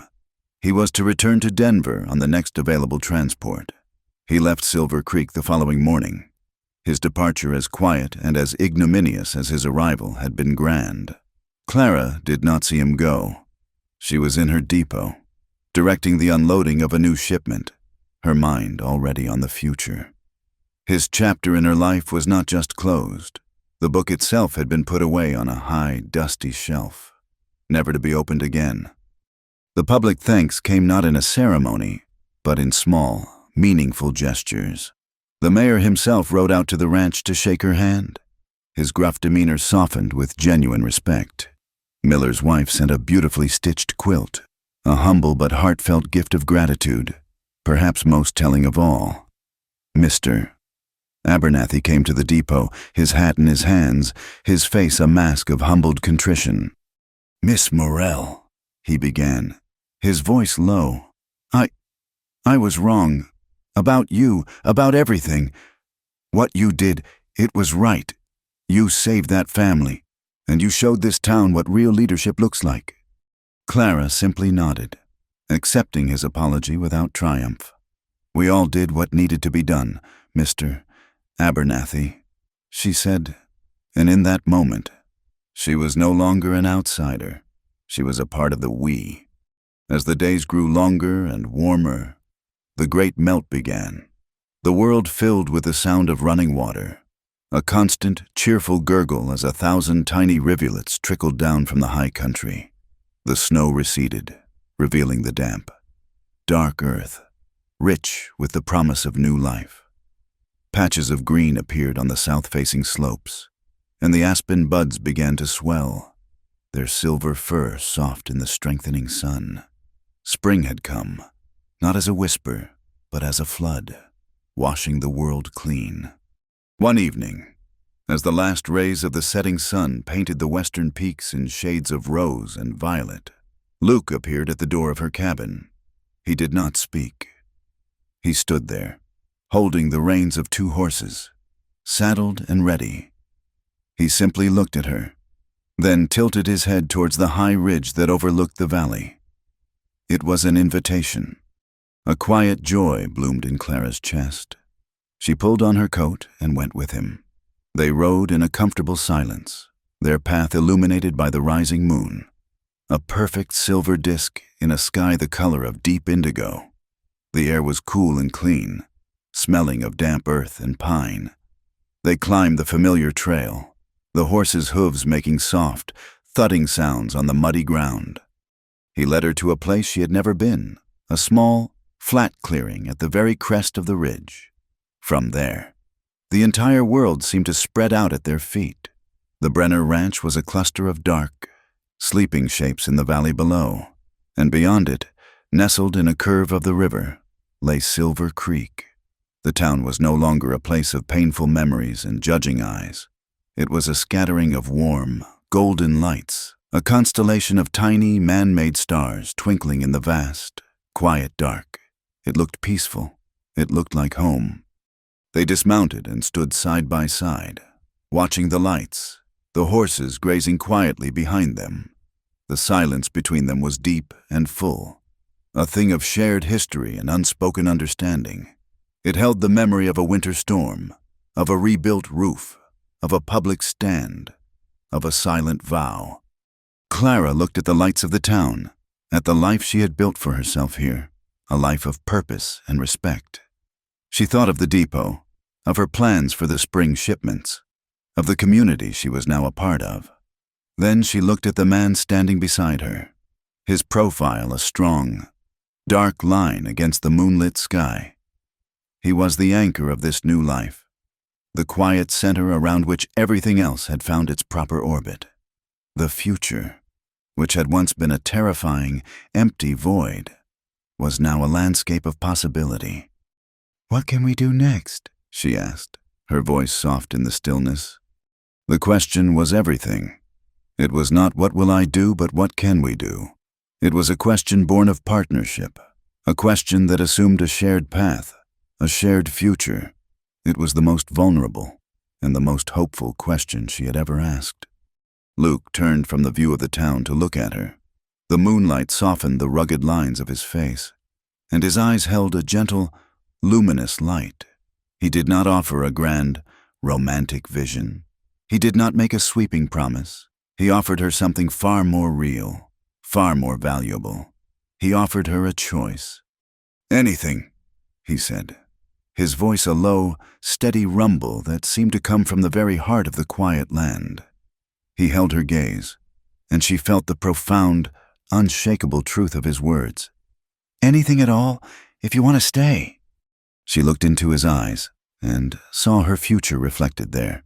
It was not a future that was defined for her, or one that she had to fight for. It was a future she could choose, a path she could walk freely, with this quiet, steady man by her side. His answer contained no demands, only an open door. It was the ultimate act of love not to possess, but to empower. Clara looked back at the twinkling lights of Silver Creek, at the valley sleeping under the vast, starry sky. For the first time in her life, she felt no need to ask another question. She knew the answer. She was already home. The spring festival arrived on a wave of warm, Chinook winds that carried the scent of pine and damp, waking earth. It was a celebration of survival, a collective exhalation after the long, brutal winter. Silver Creek, which had been a town of hushed, snow-muffled streets, erupted in a riot of color and sound. Banners of homespun cloth were strung between the storefronts, and the air, which for months had held only the scent of wood smoke, was now rich with the aromas of roasting meat, fresh baked pies, and blossoming hope. The heart of the festival was the barn dance, held in the largest livery stable, which had been cleared of hay and swept clean for the occasion. The rough planked floor was polished smooth by the boots of 100 miners and ranchers, and the cavernous space was lit by dozens of tin punch lanterns, their flickering candlelight casting a warm, golden glow and throwing long, dancing shadows up the walls to the hayloft. A trio of musicians, a fiddler, a guitarist, and a man with a concertina sawed away at a lively tune, their music the joyful, thumping heartbeat of the town.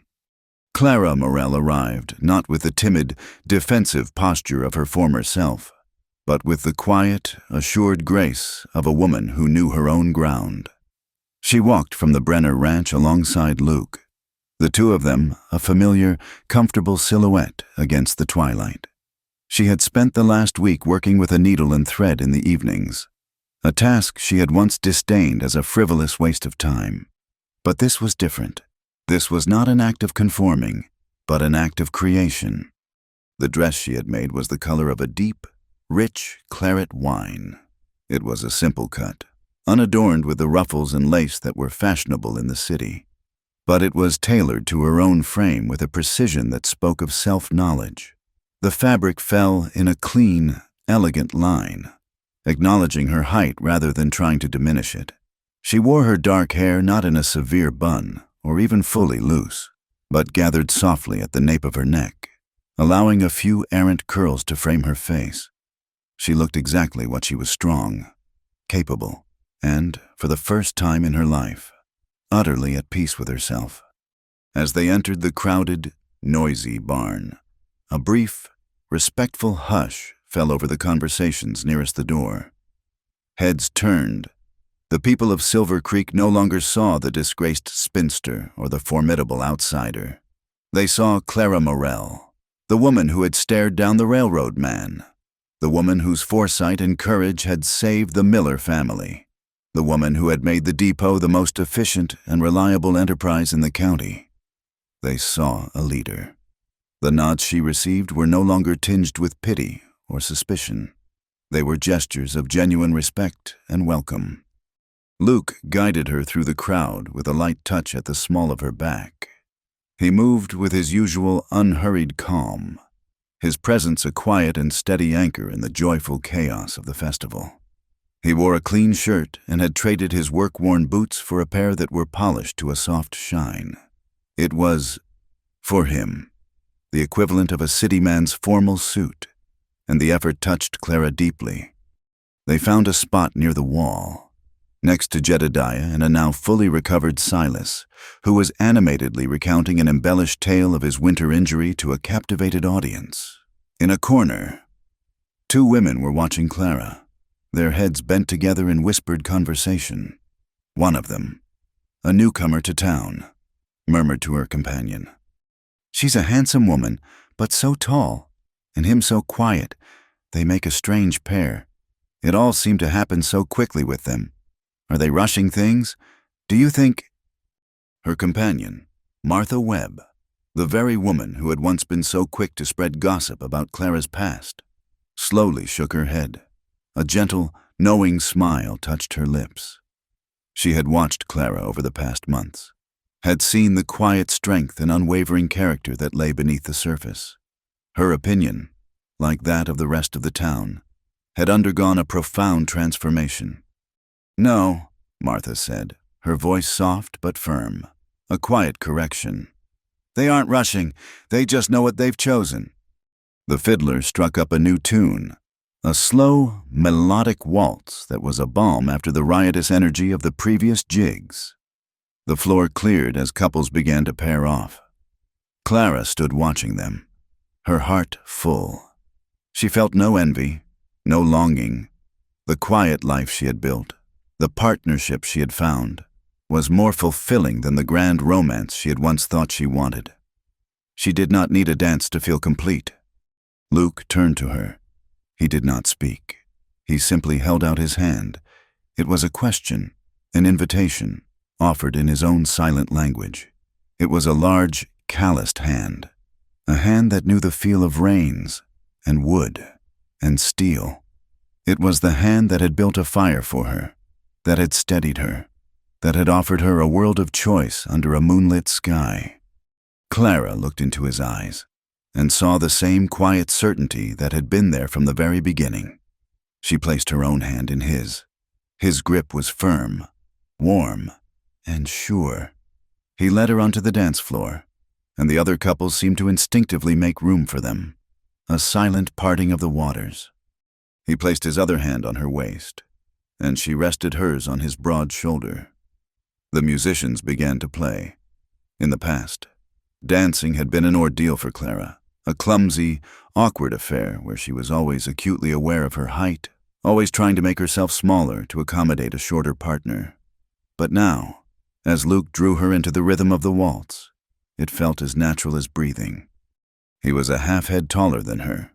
For the first time, she could rest her head against a man's shoulder and feel not that she was stooping, but that she was supported.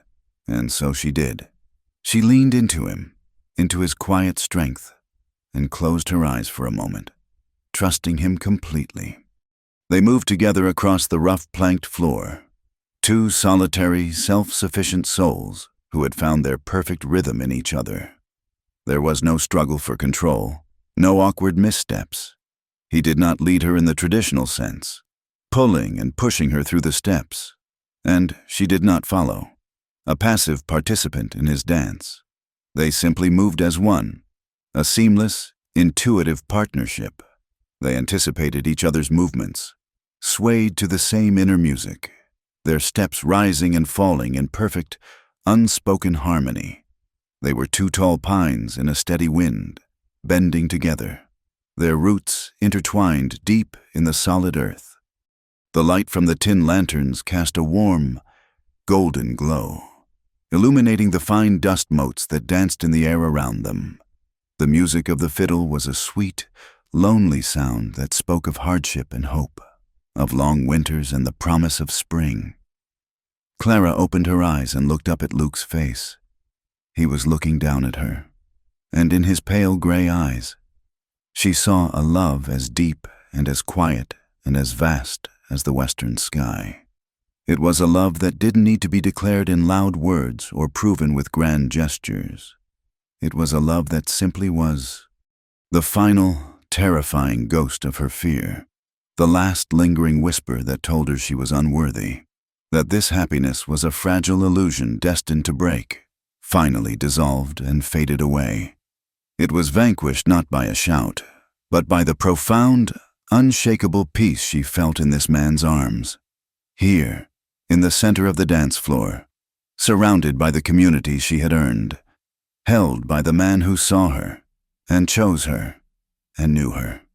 Her heart was finally, completely, and irrevocably, no longer afraid. The music swelled, the lanterns glowed, and they danced on. Two figures moving as one, their shared silence a more beautiful song than any the fiddler could ever play. Thank you so much for listening to our story. We'd love to connect with our audience, so please comment below and let us know where in the world you're listening from and share your thoughts. Don't forget to subscribe to our channel, Wild West Stories 1850, and like the video. For extra support, please consider hitting the hype button to help this story reach more listeners.